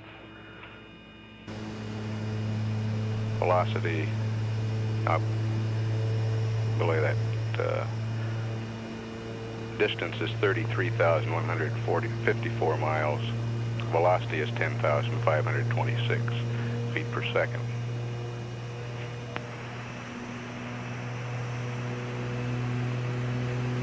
Okay, doesn't want to go back anymore.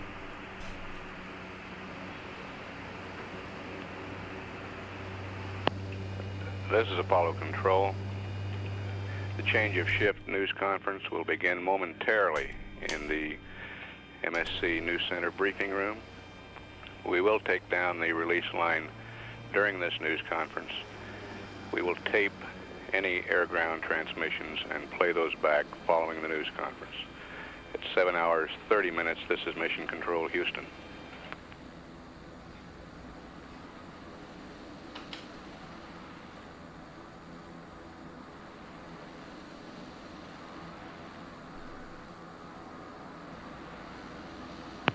This is Apollo Control. It's 7 hours, 59 minutes. During the change of shift news conference, there were 3 brief air-ground conversations totaling 2 minutes, 40 seconds. Most significant of these was the first one about 20 minutes ago, in which Capcom Carl Heneyes passed up the 3 possibilities on the short circuit, causing the SPS light, and advising the crew we will pass up a procedure to them about 6 p.m. Central Time. We'll play that tape now and then stay up live. Apollo 15, this is Houston. Hello, Houston, Apollo 15, go. Hey, the results that we got out of that last test procedure didn't solve many problems for us. I guess the best we found out was that we don't have a simple problem like a stuck EMS relay. And there's a lot of thinking going on down here. And at the present time, we line up three possibilities, depending on where the ground is in the system. And the first one is that it's still a ground that simply turns on the light and affects nothing else. Second possibility that it's a ground that's going to light the engine early when you put on the delta V thrust switches. And there's a third possibility that the ground is upstream of the pilot valves, and that we'll blow the pilot valve circuit breakers and lose that bank if we're unlucky. We're busy down here working on a procedure that we could use at mid-course correction 1 to decide which of these 3 possibilities is the right one. And we're talking about getting this all worked out and sent up to you in about 2 hours. Sounds wonderful. Okay, understand. Good luck. Righto. Good luck.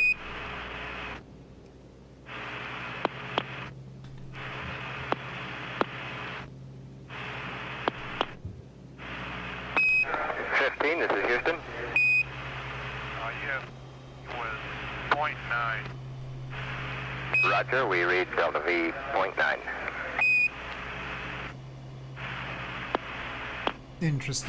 Interesting building here. 15, this is Houston. Houston 15.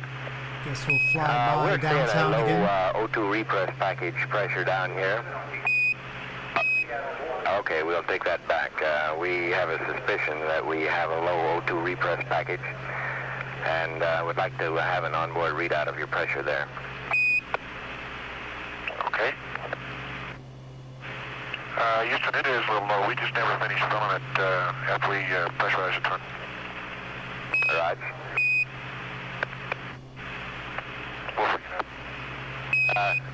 They say they'd like to go to fill now and get it filled up. Right, we'll do that.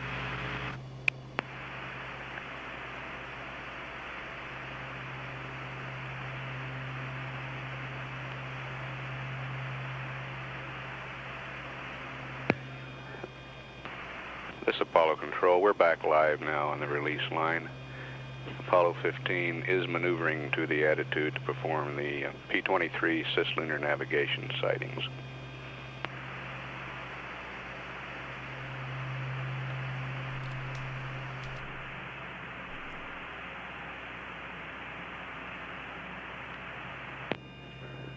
This is Apollo Control at 8 hours 19 minutes.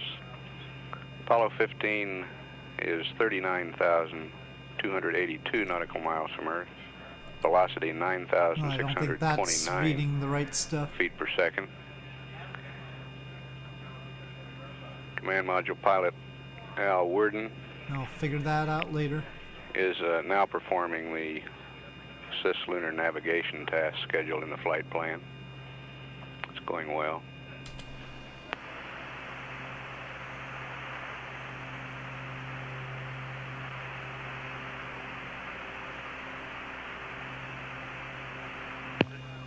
This is Apollo Control at 8 hours 51 minutes.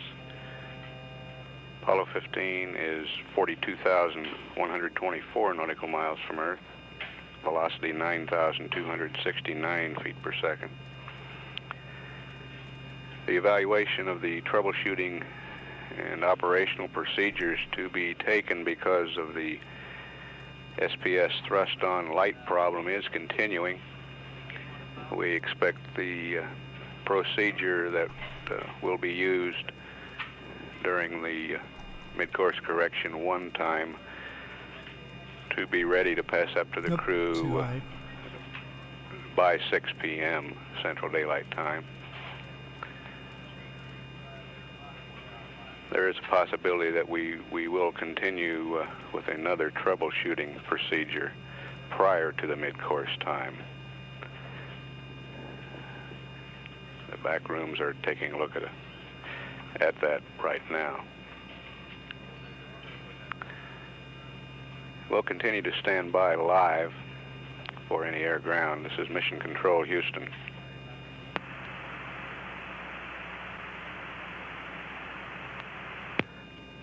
This is Apollo Control at 9 hours 6 minutes. The cislunar navigation sightings are continuing aboard Apollo 15. We do plan tonight to go through the procedures in an attempt to isolate the suspected short circuit in the SPS light. These procedures will be passed up to the crew shortly.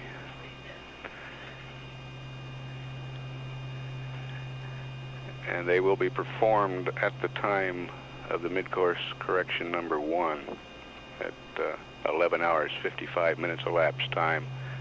That's about 8:30 p.m. Central Daylight Time. There is a possibility that some additional troubleshooting will precede these procedures. That has not yet been determined.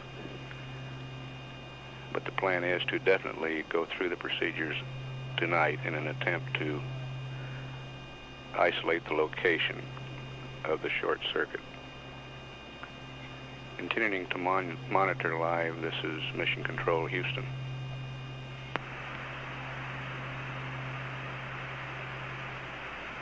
Apollo 15, this is Houston. Houston 15, go. Hey, would you ask Al to give us about 3 seconds on the noun 49 so we can read them out down here?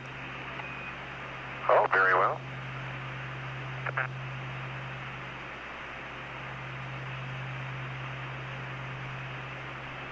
15, this is Houston with an update for your procedures for UV photos. Stand by 1.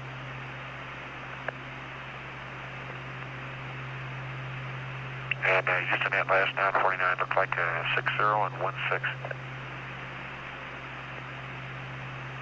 We copy.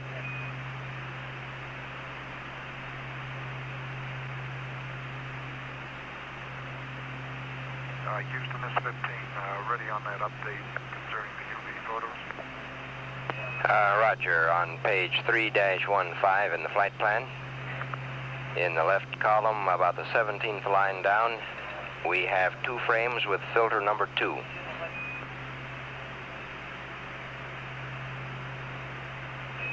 I found that line. Roger, and instead of 2 frames at 20 seconds, we would like 1 frame at 20 seconds, and we would like a second frame at 2 seconds.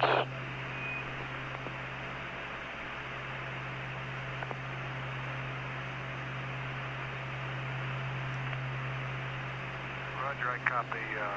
1 at 20 seconds and 1 at 2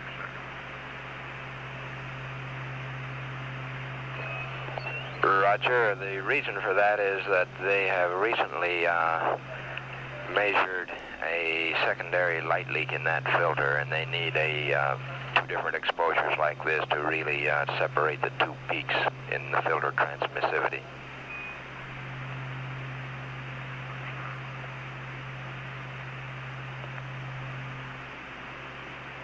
Incidentally, this is going to pertain to all the UV photography of the Earth on down the line, but we'll update it as we come to them.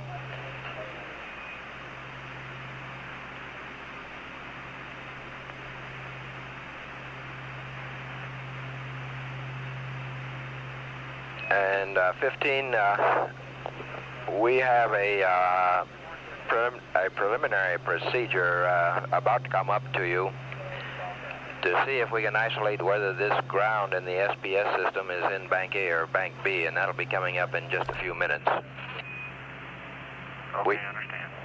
And we would like to do that before we start the UV photography. Very well.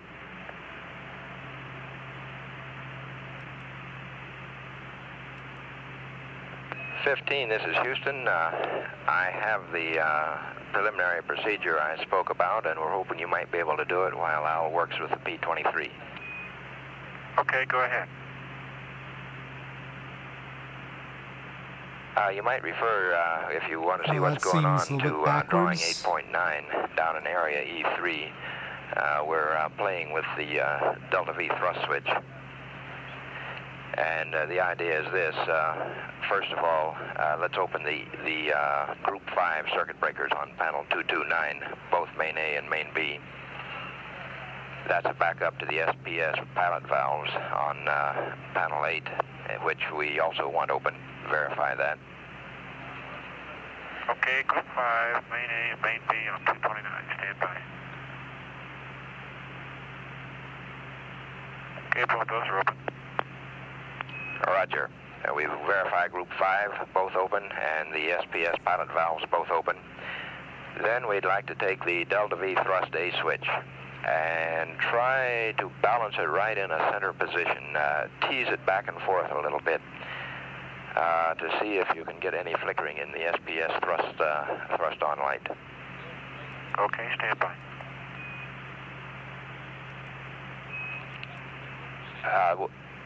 Jim, let's hold up a little bit before we do that. We're not all set up down here to watch that also. So let me read on through the procedure. Okay, go. If the light does flicker, of course, that's going to isolate. In this that's case, better. if we were playing with the Delta V thrust A switch, that'll isolate the problem into the A bank of valves. If we don't see any flicker, then we'll go ahead and try it with the B bank. Actually, we would like to go ahead and do it with the B bank also. So stand by a moment. Okay, I understand. Standing by.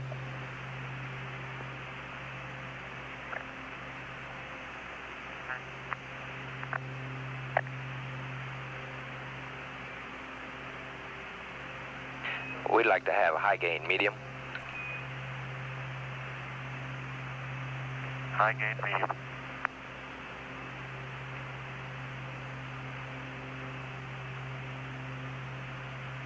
15, this is Houston. We're ready to go ahead. Verify again the Group 5 breakers and the SPS pilot valve breakers, and then let's tease that Delta V thrust A switch. Try to balance it in a central position. Okay, we'll do. We note that drawing 8.9 Echo 3 doesn't seem to fit what you're doing.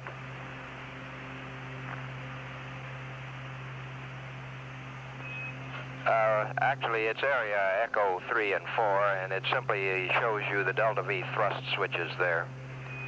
Oh, okay, okay. The light has a contact, whether that switch is on or off, and we would like to balance it halfway between so that we don't have a contact. Okay, here goes Delta VA now.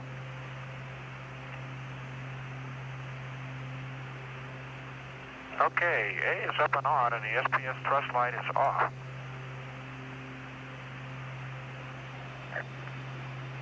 Would you confirm that the Delta V thrust A switch is up and the light went out? Is that correct? That's correct. It's still in the up and on position, and when I went to the on position, up, the light went out. Thank you. I'll just leave it there while you think about it. Thank you. Let's stand by.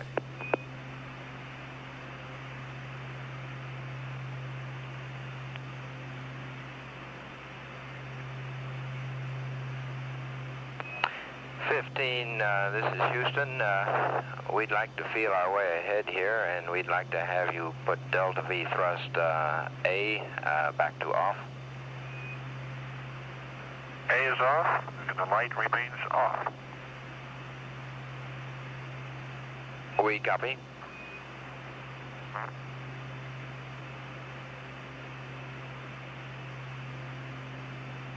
15, this is Houston. Our telemetry confirms both of your observations, and we would now like to have you cycle Bravo. Roger. Bravo is up and on. The light is off.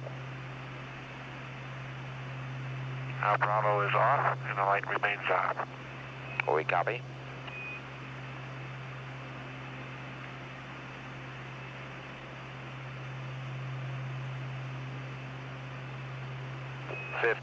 We'll sit tight and think about that for a while. Thank you. Roger.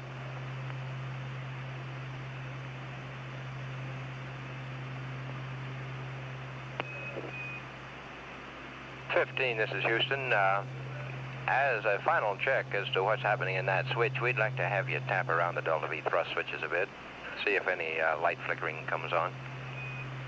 Roger, and work.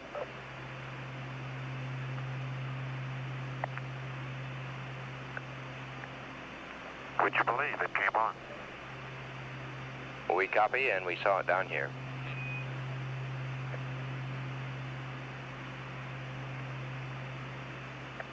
Okay, with the light on now, let's cycle Bravo on. Try to tease it in the middle if it stays on. Okay, cycling Bravo.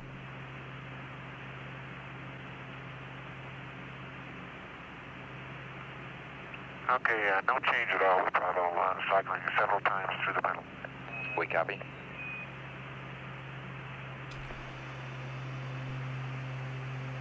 Okay, leave Bravo off and let's cycle A again. Roger.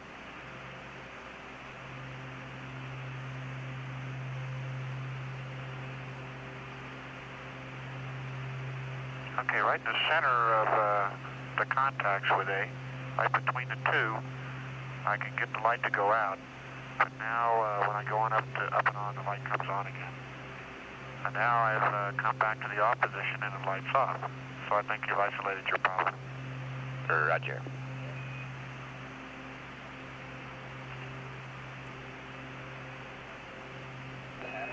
This is Houston. We're willing to stop playing with the light problem at the present time. We'd like to verify that both Delta V thrust switches are off, and we'd like to have the Group 5 circuit breakers both closed, but please keep the pilot valve circuit breakers open. Okay, Delta V thrust verified off, pilot valve verified open, and we'll close the Group 5. Thank you.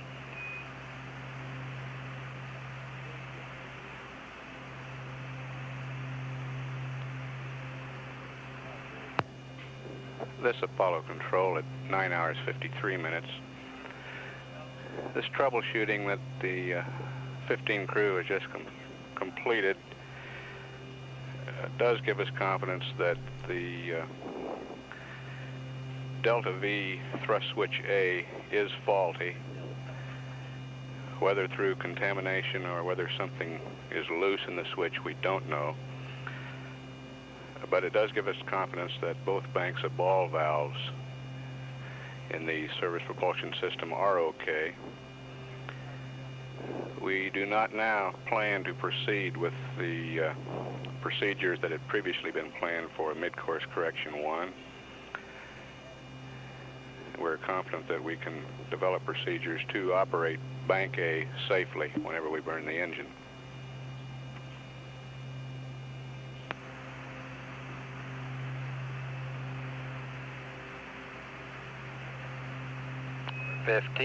This is Houston.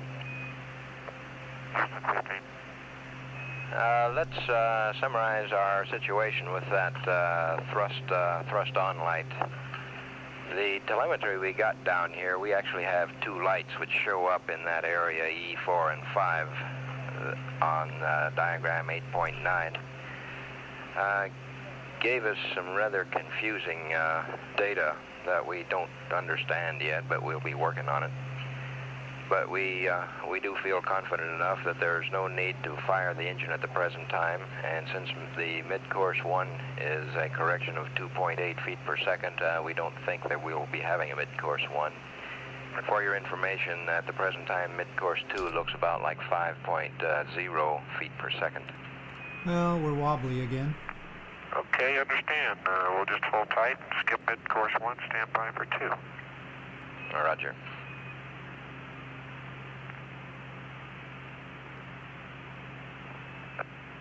And 15, be advised, we'll have a flight plan update in the near future. Roger. That was a pretty good S4B, wasn't it? Roger.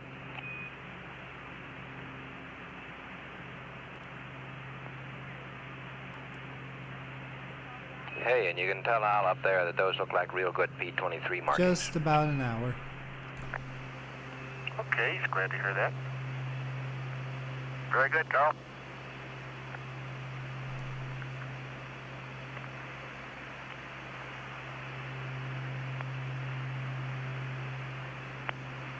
$15, if you'll give us accept, we'll send up a new state vector.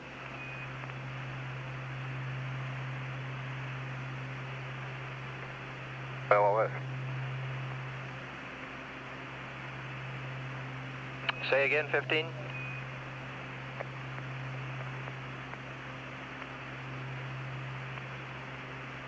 $15, you're going to have your computer back.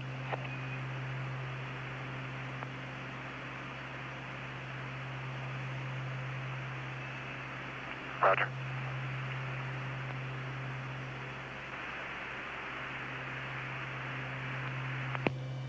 This is Apollo Control at 10 hours 20 minutes. The Apollo 15 crew now taking ultraviolet photographs of the Earth as scheduled in the flight plan.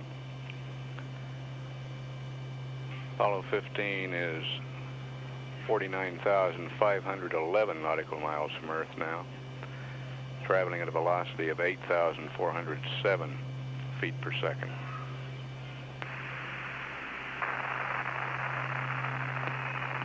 We'd like to have Omni Bravo, please.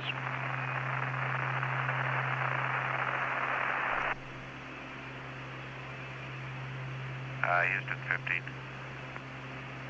15, this is Houston. Raj, Carl, would you go back and recheck the attitude for the UV pictures of the moon? Stand by, we'll check that. The numbers you have in the DSKY are what we have in the flight plan.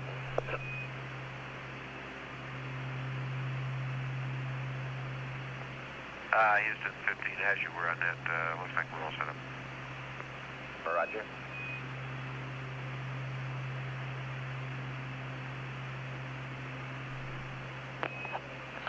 15, this is Houston. Could we bring up the high gain with the angles in the flight plan? Roger, Houston. Stand by.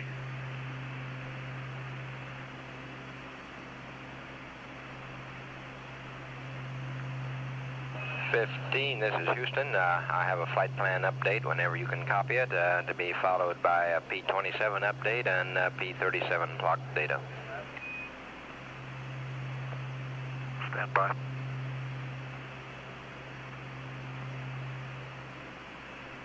Okay, Carl, I'm working on a flight plan. Okay, as is obvious, you can delete all the mid-course activities beginning there at 11:21, running through the burn status report. And the other activities this evening can be moved up so that you can go to bed as early as 12 hours GET if you wish. A couple of notes here is that we do want you to stay up to 12 hours in order that we can finish a battery charge that's in progress. And also that wastewater dump, be sure to do the water dump before you start PTC. Okay, we understand that. And I've got a P37 for you, plus 25 hours if you're ready. Stand by one.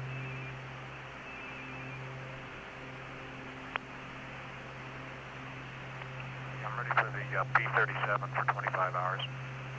Roger.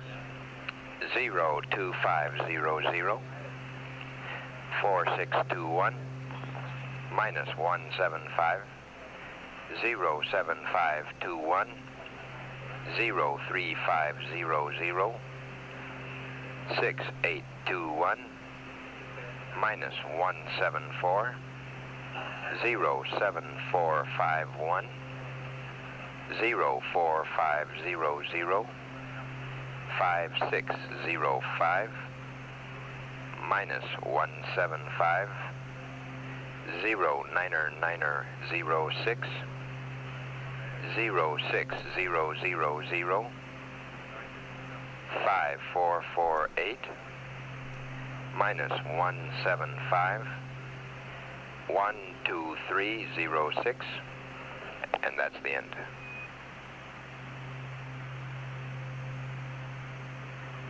Read back 02500 4621 minus 175 07521 03500 6821 minus 174 07451 04500 5605 minus 175 09906 06000 5448 minus 175 12306.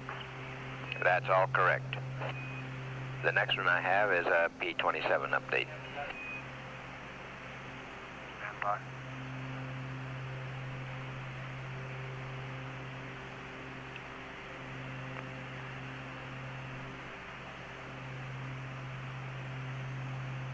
Okay, I'm ready on the P27. Roger. It's the purpose V71 GET 114500. Index 21 01501 00001 71465 41437 76654 45425 77003 52553 72602 54007 75455 55217 76267 55324 00402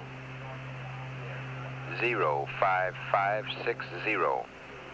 And that's all.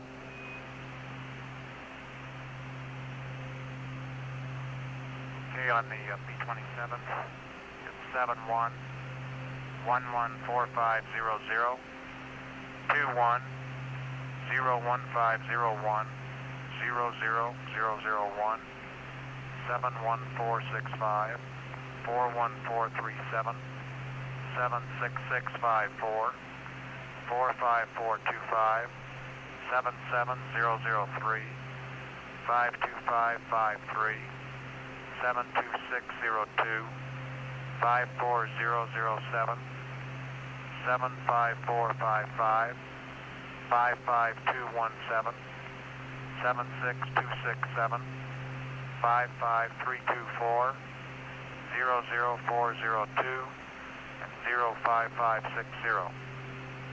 That's all correct. Thank you, Jim.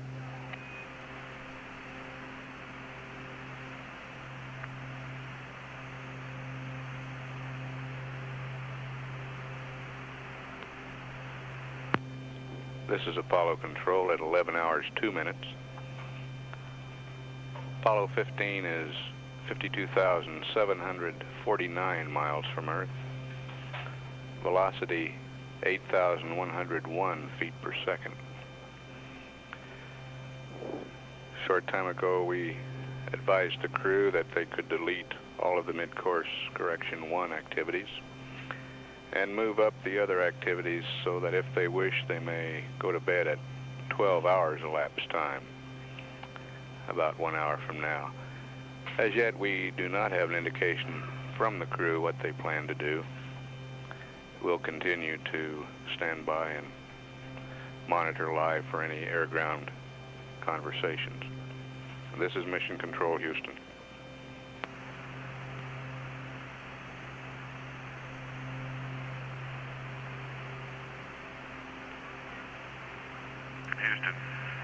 Houston 15.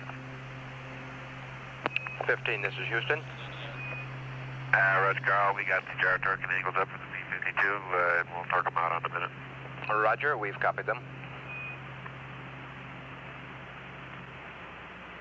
Wind seems to be helping us out here. And Houston, this is 15 now. We're flying to north of some of the other Japanese islands to get to Okinawa. Wondered what y'all are reading down there.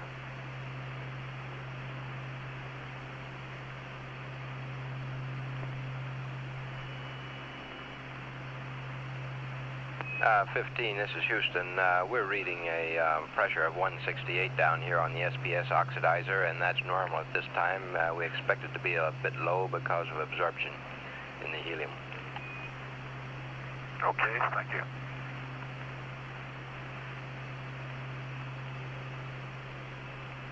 And 15, this is Houston. When you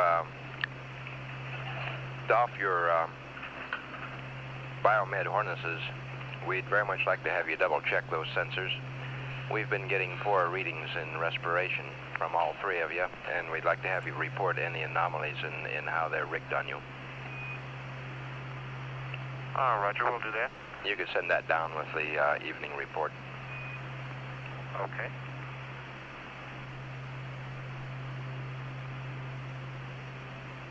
Hello, AJ1. 15, this is Houston.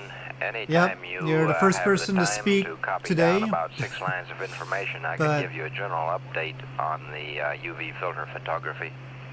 Yeah, I mean, I started late, so... And of course, Apollo 11 is done. This is Apollo 15 now, which was 54 years ago. This is the audio from today, 54 years ago. So... And 15, we'd like to have you verify that the wastewater not as popular as Apollo 11, alas. I'm flying from Taipei to Okinawa right now. So the landing will be in, about 40 minutes. Okay, Carl, I'm ready to copy flight plan change relative to the UV. Roger. The change is the same as I gave you before. When you're shooting the Earth, 2 frames with filter 2, what was formerly 2 frames with filter 2, exposure time 20 seconds. In the future, it will be 1 frame filter 2 with an exposure time of 20 seconds, and 1 frame filter 2. The crew of Apollo exposure time 15 of 2 are seconds. dealing with various issues And on day 1. the following is the places that this occurs in the flight plan in the future. First is page 3-38, line 17. I believe we've probably passed that one already. The next one is negative, we haven't passed that one yet. The next one is page 3-57, line 16. The third is page 3-167. Both at 1:23 hours 49 minutes and 1:23 Yeah, they all hours, had their own 56 particular minutes. issues. The next Apollo is 11 had it right on landing page with those error dash messages. 352, That was one thing. There's line other 16. things. Nobody flew twice next is page on 3 after to the 378, for the moon landing. Nobody line flew 16. twice. And the final one is page But 3-402. if you count Apollo 8 and Apollo 11, Apollo it says 10, here, Earth then UV, yes, there were some. line 16. Apollo 10, for instance, had John Young. John Young flew on Apollo 10, Roger, but I didn't copy get all to of that, land. He was, Roger. and so they were testing the lunar module at the moon, but they weren't allowed to land on Apollo 10. Then John Young was commander of Apollo 16. 15, this is Houston, so. go ahead. So there were some Carl, would you, that flew on check, Apollo the twice, page, but for none that PTC, flew on a landing and, mission let me know what twice. that for 49 attitude is. It says for 49 maneuver to PTC, now 20-090-000. 15, this is Houston. I understand that you used the present roll. The one you have now, I believe, is 169.6. If they had and tried for a then few more landing the other two missions, numbers give you like pitch and yaw. Apollo 18, 19, 20, which were originally scheduled, Roger, Carl. then some of the other astronauts would have gone again. And Houston 15, we're maneuvering to PTC attitude now. Roger, 15, we copy.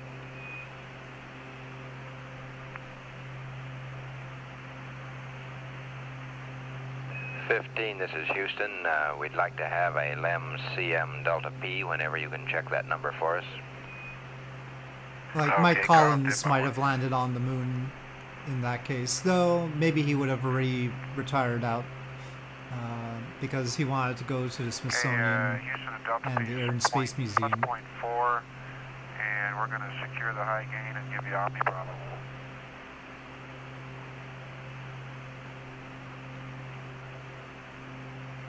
Roger, 15, we copy. And Houston, we're doing a no 2 purge on the fuel cell. Presently purging fuel cell 3 and I'm getting fuel cell 3 caution light. Roger, we copy.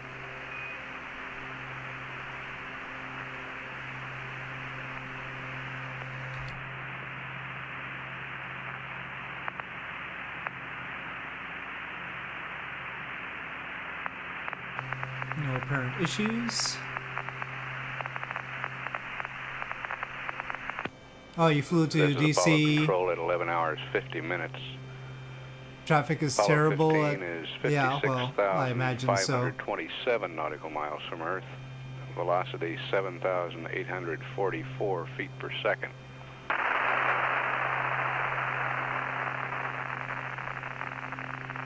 Well, I would like to go over there just to see the museums, but yeah, probably not the best time.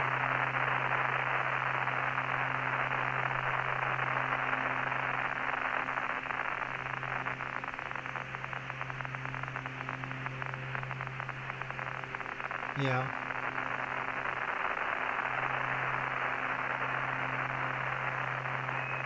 This is Houston. We'd like to have Omni Charlie. Well, it's like spring. Yeah, well, that seems to be the time to go everywhere. when do you want to go to Tokyo? Spring. When do you want to go to London? Spring. Or maybe summer. Yeah. Doesn't matter where it is.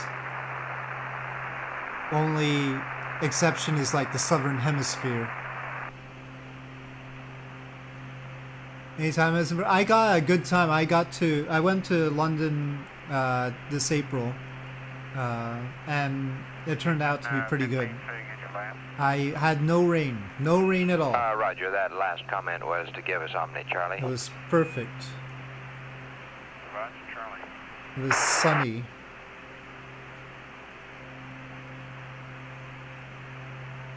So.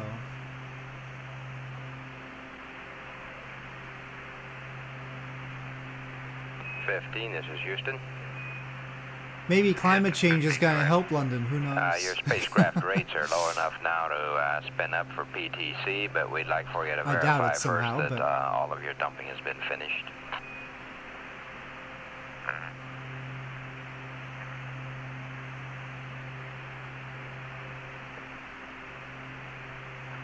Carl, we'll hold off for a little bit here and finish up the dumps before we go into PTC. Roger.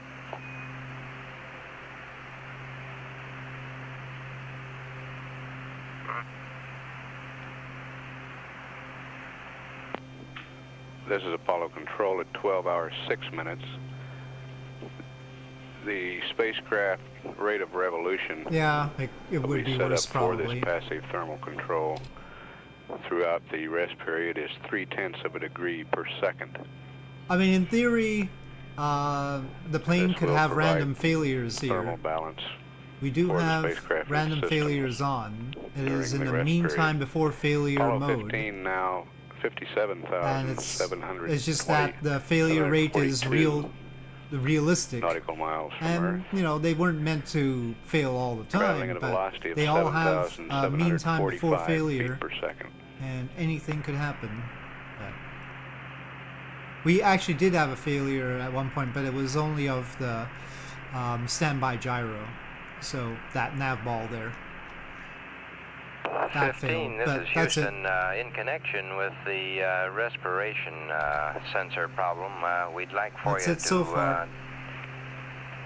go Yeah, through that's a not special too bad. procedure for us But before you who knows get what off could your happen. biomed harnesses.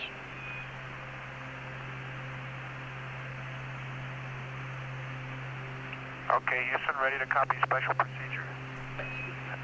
Sorry, I don't think it needs copying, but we'd like all three of you. When you go into the doffing phase here, we'd like all three of you to pull off the impedance pneumograms. Those are the two respiration sensors back on your kidneys there.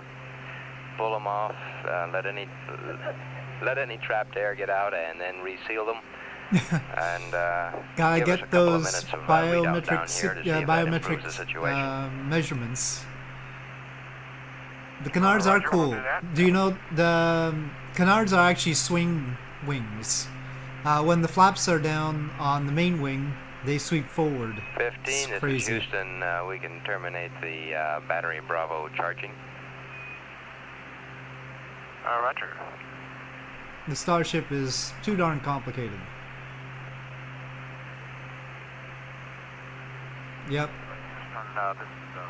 We've terminated the charge on battery. To keep things proper, they have to swing Roger, forward. 15, we copy.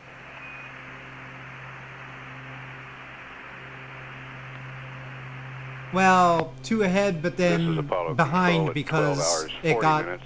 beaten by all the Apollo 15 business has jets. just passed the 60,000 Right, it's too mile slow mark for outbound to the moon. to compete with the business jets. Distance now 60,188 It's just sort of in nautical an miles. awkward place. Velocity 7,555 feet per second.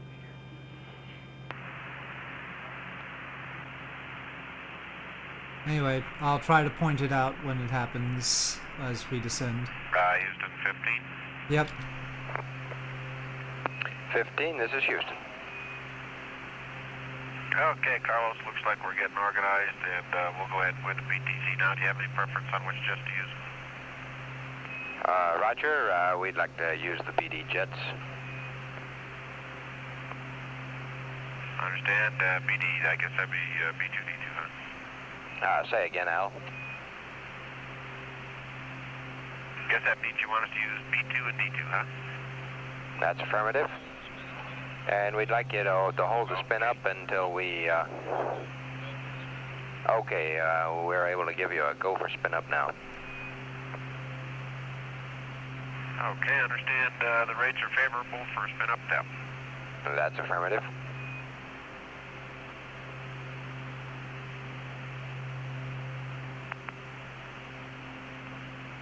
Okay, Carl, this is Apollo 15. If the rates still look good down there, we're ready to go to PTC. That's affirmative, Al. Go ahead and spin her up.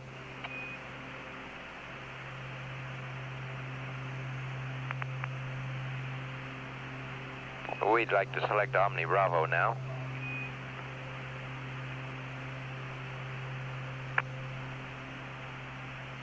Houston, Omni Bravo.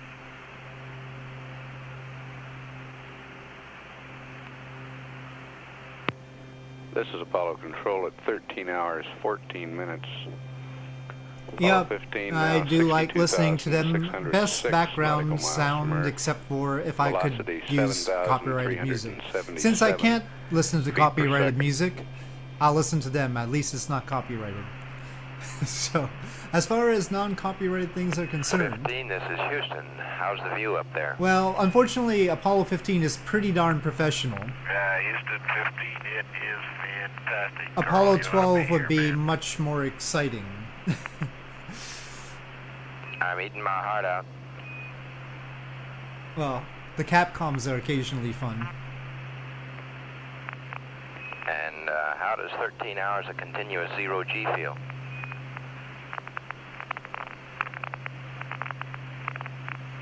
I think everybody's pretty well adjusted, Carl. No problems at all, and we're eating dinner, and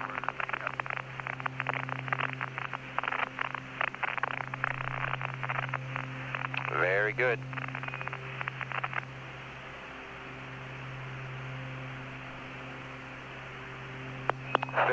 This is Houston.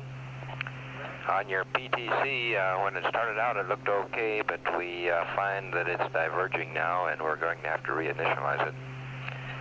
You went to Space suggest Academy? This time around, that we use a rate of 0.375. Oh, flight director on one of the 79. shuttle missions. That might help. Well, I can gather somewhat from the name of it, down 79. but what exactly? This is Apollo Control at 13 hours, 39 minutes. What We've asked the exactly crew to is try again Space on the Academy? passive thermal control. Where does it happen? Did not achieve the 0.3 of a degree Space per Camp. second Space Camp, yes, I'm that familiar we were with. So looking that's for after the Huntsville, PTC right? stabilized. We've asked them Right, to right. spin it up a little faster to begin this time. That should achieve the rate we're looking for. The older after version they of Space Camp. stabilize. Oh, okay. Well, that's nice. 15, this is Houston. Roger, Carl. When the rates look like they're down again, we'll try PTC again. Roger. Advanced we'd like to have Academy. you verify that all At what the point do they vents, just are send you into secured NASA? before we, open it up again. They're like, quit pretending. And 15, in this damping process, we'd like to make sure that all of the jets on two adjacent quads are disabled. Might be after advanced, okay. Roger, it's in work.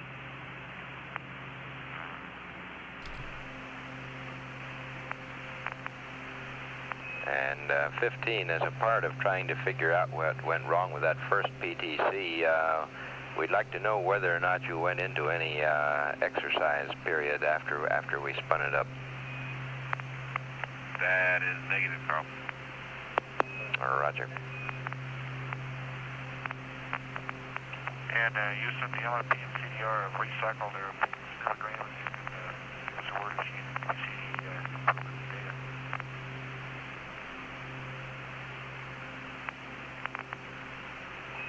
Dave, we missed that last transmission. Could you say again? Raj. PTC, yeah, wobble. LRP and CDR have recycled Darn wobble. the snowmogram.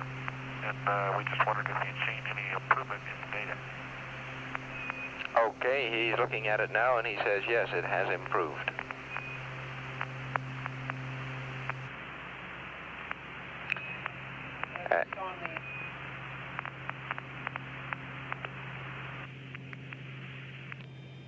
Do you have it? Actually, in KSP, it should be pretty darn stable.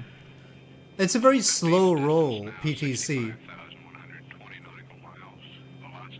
I forget, I think it's only like one roll every 12 minutes. It's really, really slow.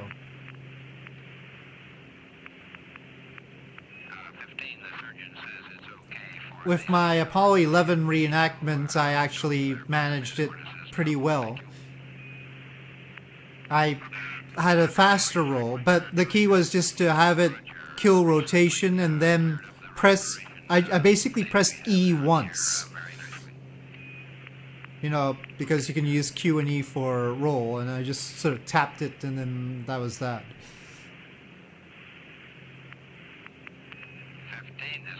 We have a PTC.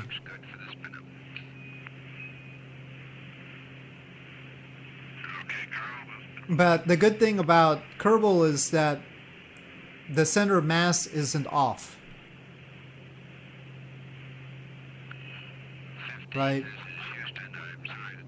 The reality is that the crew is moving around inside the cabin and their position isn't exactly certain, so things get messed up, you know.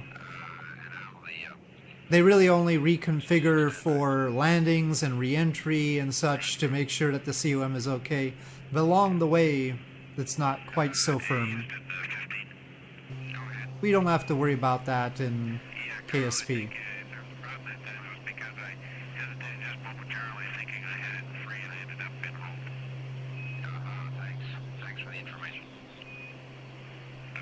The Kerbals are very steady. They stay put.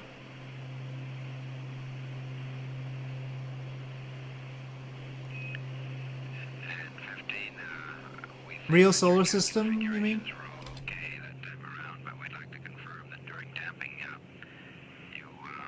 Or are you talking about Kerbal system? I don't know what regular means.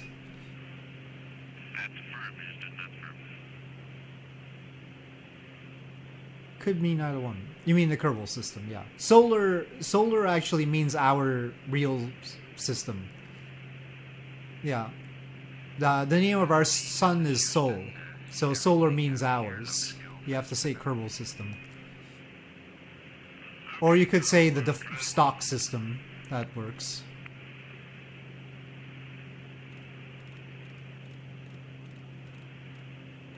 Yeah, well. Yep. What can we say? It's complicated. 15, this is Houston.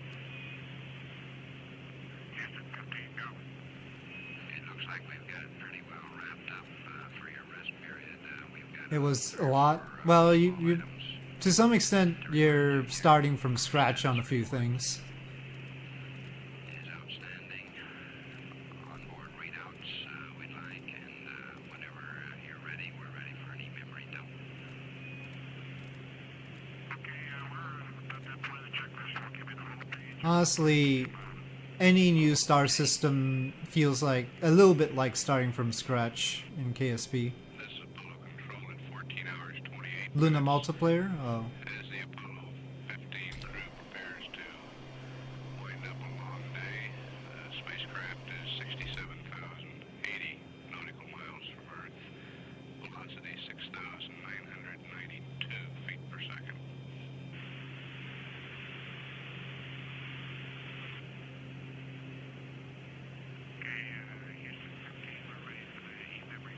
Multiplayer is what? Okay, 15, we're ready to go with it. KSP was definitely not meant for multiplayer, yeah.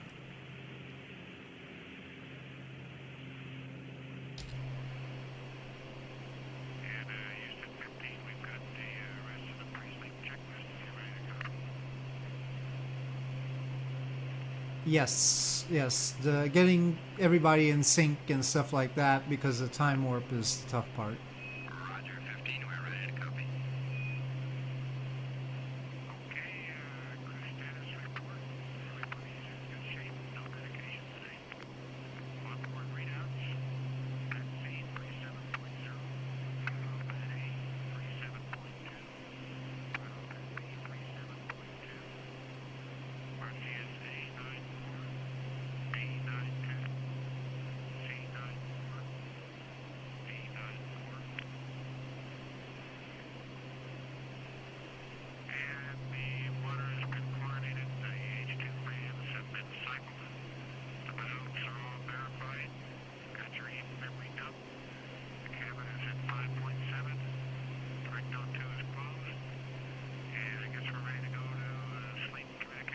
the game just kicks you out of the server if you dock with somebody else controlling the other module. Oh no, well that's the worst. Being able to dock to other people's ship is essential, really. That's the fun part.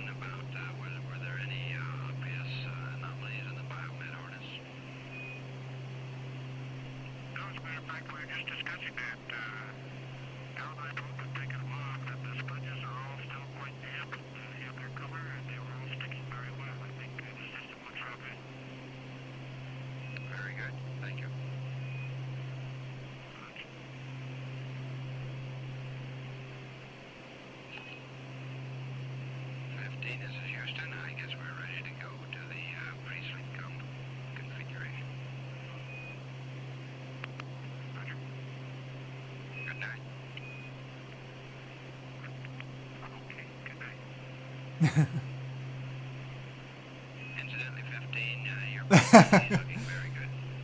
PTC is looking very good. What are the chances that they're not going to disturb them? Let's see.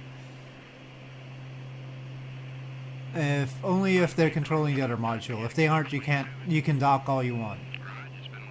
CASA has LKO missiles and blue satellite. Well, that's not nice. This thing has been wobbling the whole day. This is Apollo Control at 14 hours, 38 minutes. Oh well. We've said goodnight to the crew after a long day. We'll Typical. stay live for a little while yet. A treaty? Sure you did. To the air ground. You heard Dave Scott, the Apollo 15 commander, report the crew was in good shape. They've taken no medication. He gave an onboard readout of the battery and the reaction control system status.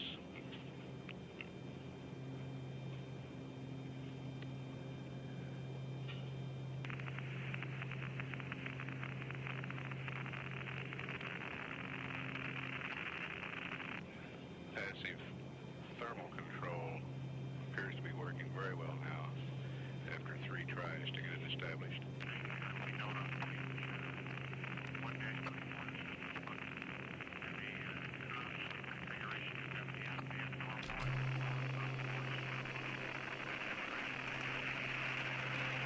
Uh-oh. Oh, okay. Thank goodness. 15, this is Houston. The noise was very bad then. Are you reading me? One person signed, leader of USSR. Oh, but you're on Kerbin. You guys should have different countries. Well, thankfully this is not Apollo in real time.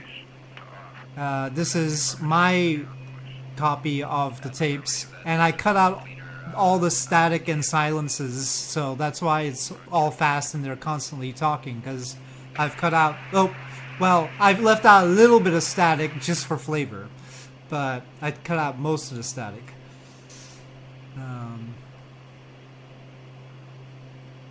Just enough static to indicate that they had static. 40 minutes and the crew just turned the voice off. The light has gone out on the Inco's console. We're just wobbling all over the place. The crew's thrown the switch.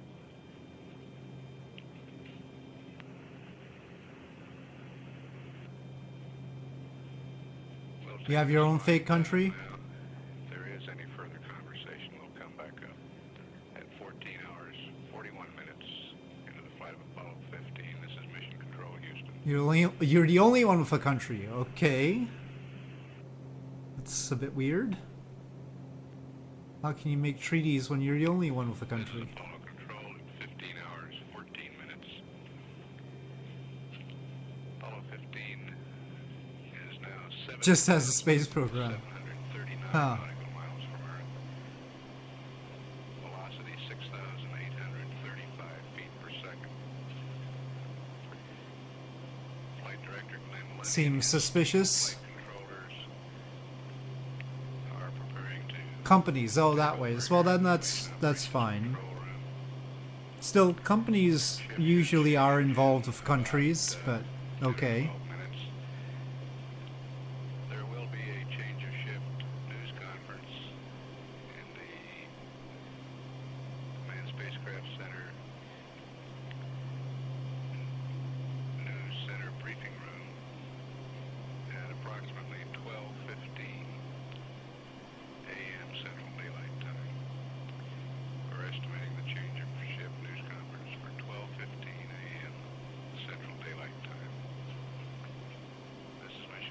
Oh, there is Australia?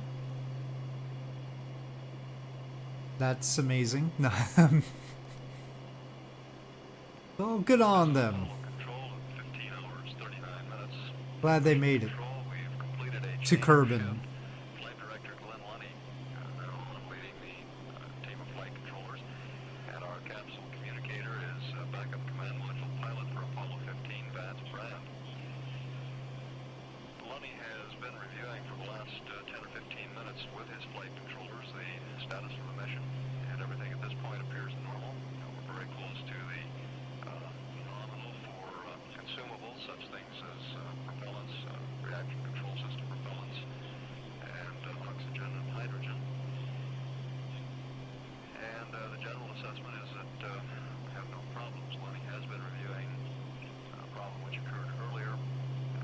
North Korea. Oh, well, okay, we know. Democratic Republic of Serbia, that's fine. We understand. As it was earlier in the day. At the present time, Apollo 15 is traveling at a velocity of 6,743 feet per second. Current altitude 72,284 nautical miles. We'll be beginning the change of shift press briefing in the MSC News Center briefing room shortly. And during that time, we'll have the lines down. We'll record any conversations, although we do not expect any. The crew has been put to bed now for just about 1 hour, and what will be a scheduled 10-hour rest period. North Korea with a K instead of a star. Well, I guess it's slightly less communist then. This is Apollo Control at 16 hours 41 minutes. The Apollo 15 crew. It's like communism by Kellogg. Rest period, and it's settled down to a quiet routine here in Mission Control. One of the principal activities for the econ, the environmental and communications or electrical engineer, the systems engineer, and the control center is to come up with a set of procedures this evening which can be used to check out that SPS thrust light by the crew tomorrow. At the present time, Apollo 15 is traveling at a velocity of 6,511 feet per second, and the altitude now 76,290 nautical miles from Earth. This is Apollo Control, Houston.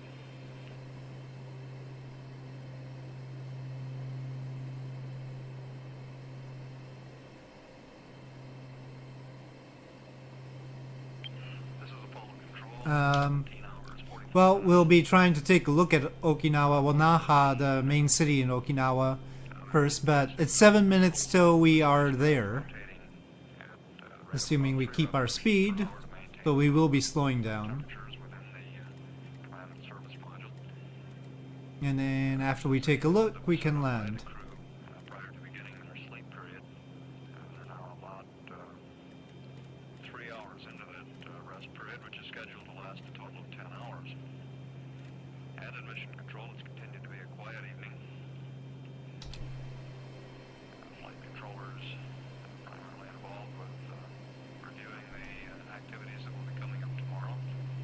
And in the case of several of them, reviewing the situation with regard to the SPS thrust light, and working on procedures which will be used probably tomorrow to check the light out.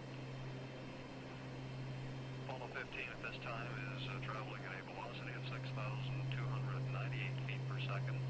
That velocity continuing to drop off as the spacecraft increases its distance from Earth, now 80,226 nautical miles from Earth.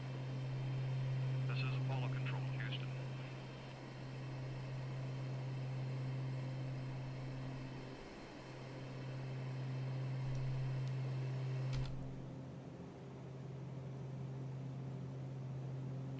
This is Apollo Control at 18 hours 42 minutes. The crew now has been asleep for over 3 hours. Feet per second? Reports that they appear to be sleeping well. The rest period began at Because they're Americans. Pretty much because they're Americans, yeah. It is scheduled to last a total of 10 hours.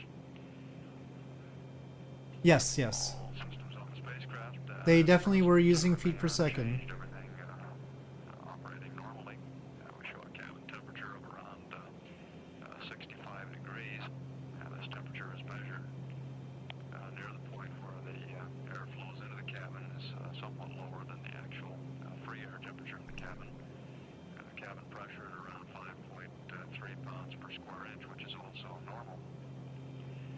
Apollo 15 traveling at a velocity of 6,124 feet per second now, and at an altitude of 83,619 nautical miles from Earth. This is Apollo Control standing by.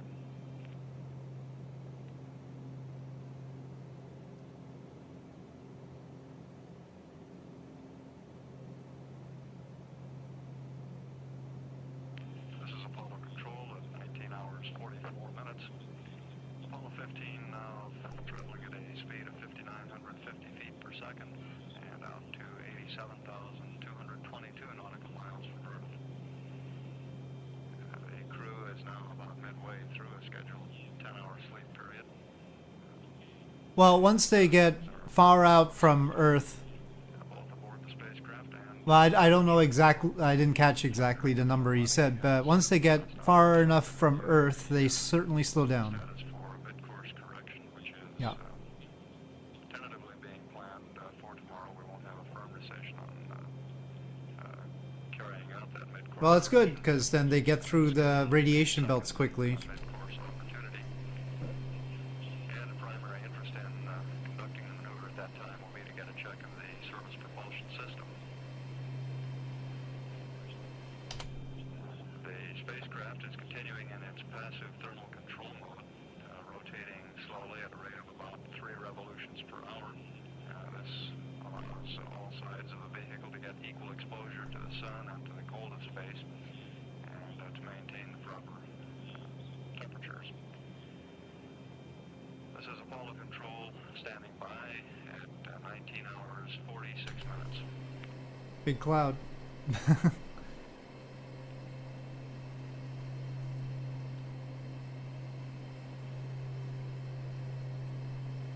is Apollo Control at 20 hours 41 minutes. Well, they would still go through, though. I mean, it's not like they would come to a stop or anything in the radiation belts. 802 feet per second and out to 90,425 nautical miles from Earth. The crew is still sleeping soundly at this time, and we have a clock here in mission control that is currently counting down to the time that the crew is scheduled to be awake, to be now some 4 hours 18 minutes away. Hmm. The major activities once the astronauts awake will be a mid-course correction opportunity, the second mid-course correction opportunity, which comes at about 30 hours 56 minutes. Ooh, some wing flex there. Crew will also enter and make preliminary checks of the lunar module Falcon. No, I don't think they slept for 14 hours. No, no. None of the crews managed to sleep super long. 10 hours might be a record. I forget. There was one... I think it was Apollo 12 on the way back where they set a record or something. Or at least a record up to that point. Second opportunity, 30 hours 56 minutes into the flight, and a principal interest there to check out the service propulsion system engine.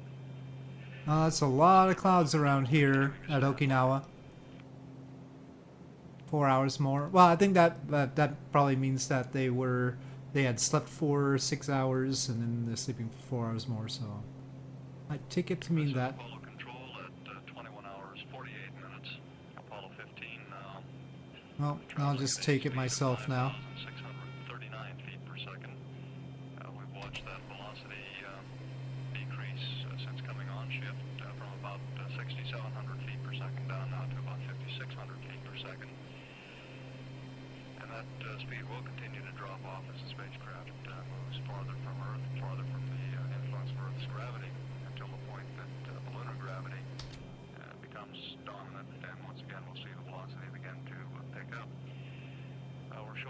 spacecraft 94,130 nautical miles from Earth. And about 3 hours, 10 minutes left in the scheduled 10-hour rest period for the crew. Flight surgeon reports that they appear to have been sleeping soundly.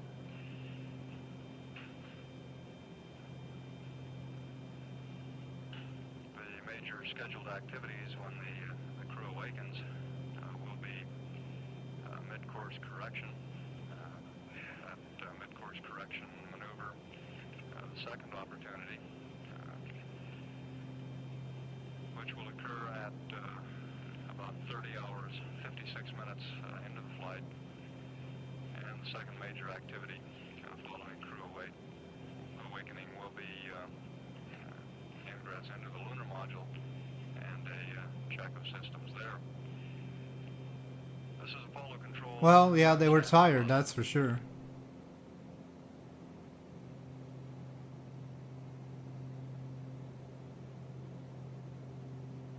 This is Apollo Control at 22 hours, 42 minutes into the flight of Apollo. Best way to make sure you sleep is being tired. 960 nautical miles from Earth, and the velocity 5,518 feet per second. In mission control, we're in the process now of beginning a Great weather. that will occur in about 45 minutes. Flight Director Jerry Griffin will be replacing Flight Director Glenn Lunny. And the capsule communicator, the spacecraft communicator on the upcoming shift will be astronaut Joe Allen, replacing astronaut Vance Brand. Yeah, we see the ground. During the astronaut Boom. sleep period, which is scheduled to end in about 2 hours, Probably not the best time for sightseeing. been performing normally.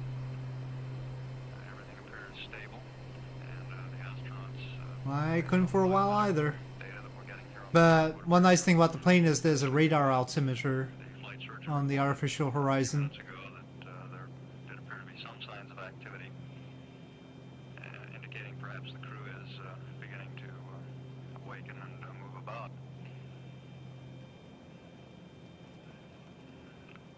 There is a crosswind. We will not have a change of shift press briefing following this shift.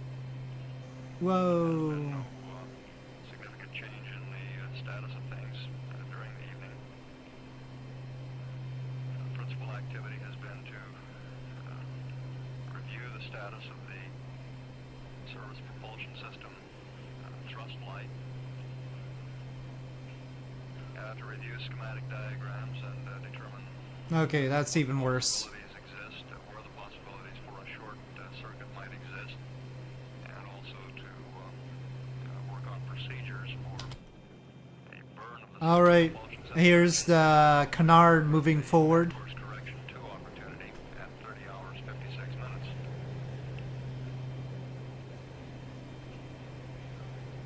At 22 hours 44 minutes. This I hope you could see that. Now it's straight out. We're right next to the airport. That's why you hear the takeoff of something.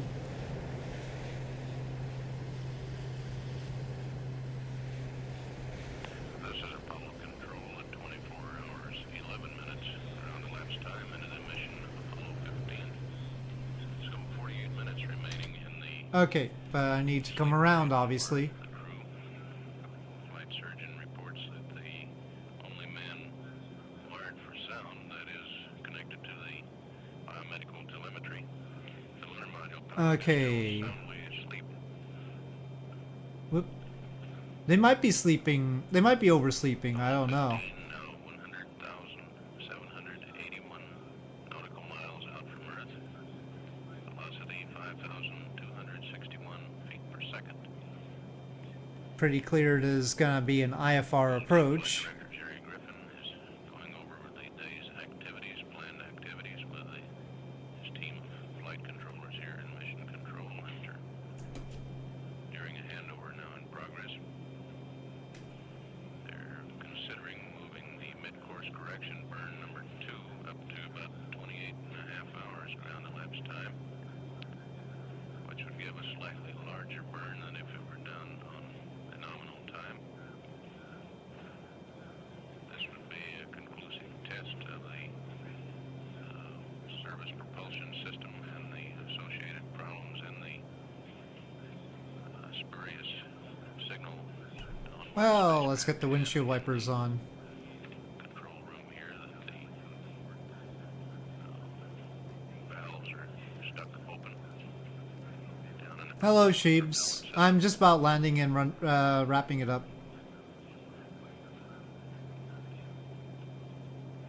Meanwhile, astronaut Dick Gordon plans at 10 o'clock to run through We're the landing at procedure in Okinawa. the Houston Command Module simulator prior to the time. No, it doesn't have. This is my own copy of the tapes, which I edited, For this service cut out the silences and such.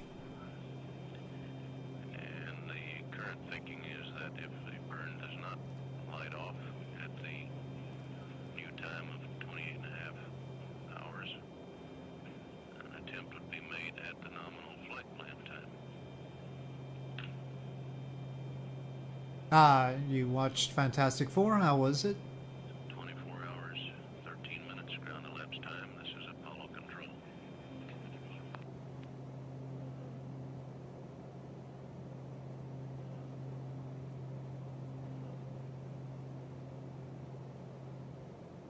This is Apollo Control. 25 hours, 19 minutes ground elapsed time. Apollo 15 now 105,083 nautical miles out from Earth. Velocity 5,000. Pretty good. Oh, well, scientific inaccuracies. INCO just reported to the flight director that the voice subcarrier to the spacecraft is ready for the day's business. And The new one? How did you like the Superman then? apparently not. I heard it was good. I haven't watched either, of 20 course. minutes past the wake-up time. So, not to miss any of the first call to or from the crew, we'll leave the circuit up at this time.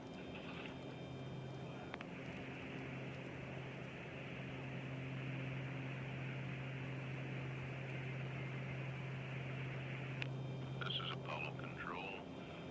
We're waiting for the crew to call or spacecraft communicator Joe Allen to call the crew. Recap. Oh, turn faster, turn faster. With the service propulsion system, in which Delta V light in the entry monitor system in the spacecraft cabin came on, which indicated the solenoid valve drivers on bank A in the service module propulsion system had some sort of ground closing the circuit. Okay. At any rate, a test to confirm the quality of bank A in the system will be made. Mid-course correction 2, which now is being considered to be rescheduled for about 28 hours, 30 minutes ground elapsed time instead of the flight plan time, which was at 30:55. This will be an SPS burn of about 7 feet per second, less than a second duration.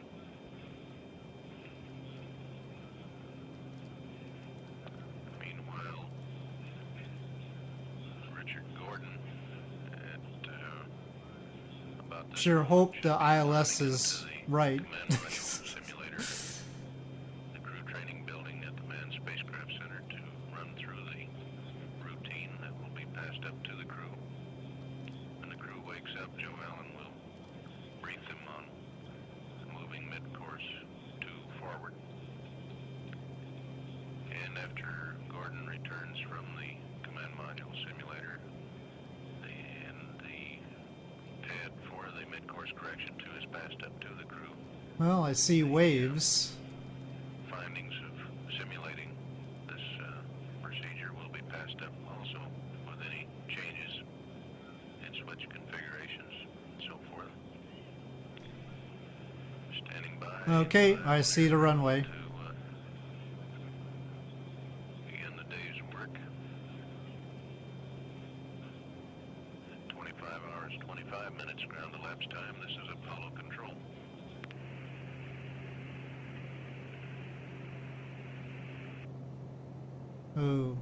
Okay.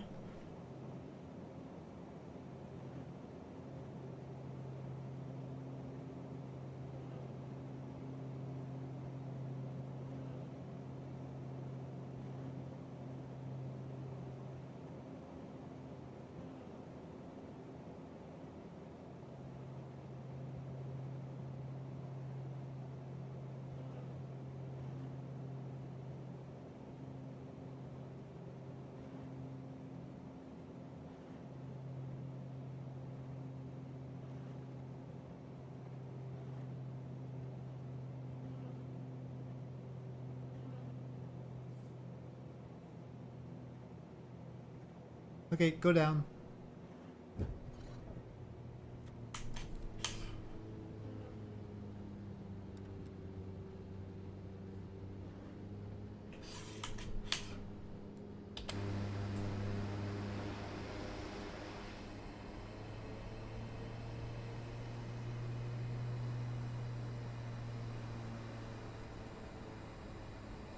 And the canard sweeps back.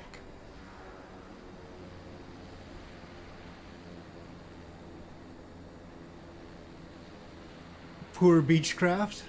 It was fine.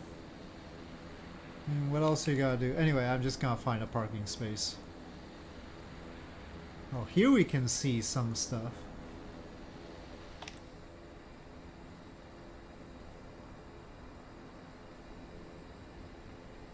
Why am I not on the map? Oh, that's Hong Kong. No, where am I? Here we go.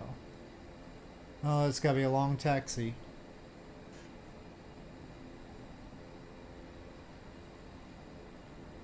Beach, not like ocean craft.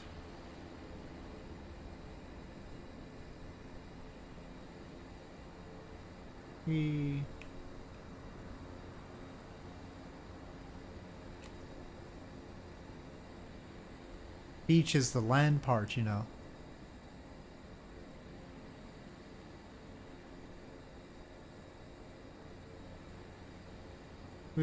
I'm looking at chat, that's why I'm going off to the side. Oh yeah, well, this is Okinawa though, they don't sell oil like that.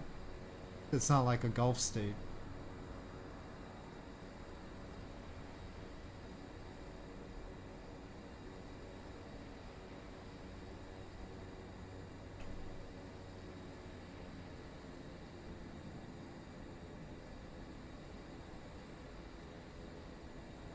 No, I don't think so. I don't think there's much oil around here, but...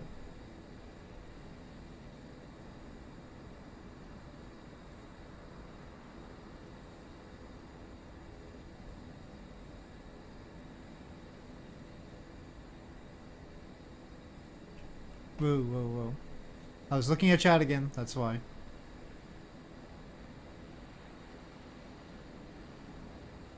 Battle, well, yeah. Otherwise, it's sort of like Guam kind of thing.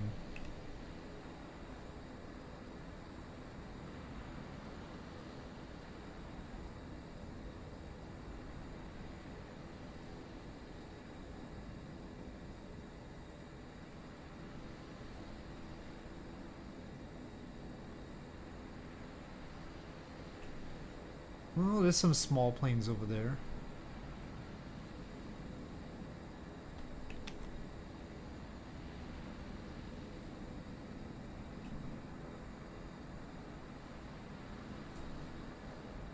Can I fit into a little box like that? I don't want to fit into a little box.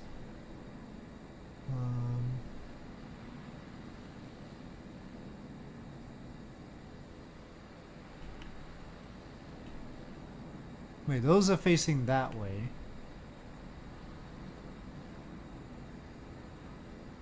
I don't know which way I'm supposed to face.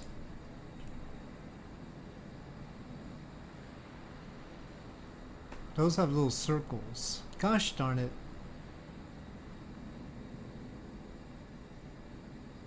I'm gonna take a box here.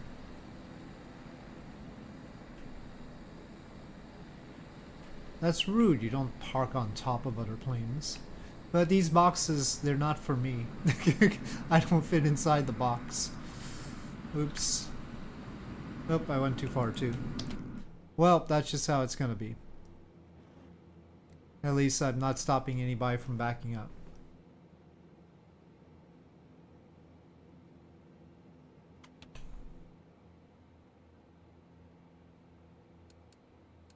Oh, no, this way.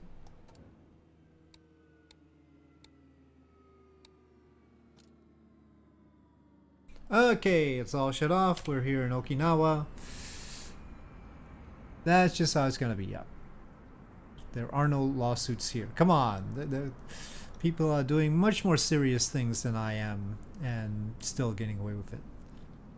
Go after them first. Alright. So, with that, I'll wrap it up. And we'll pick it up with the... So we listened through what audio there was of Apollo 15 for day 1 today. It wasn't in real time because I cut out the silences.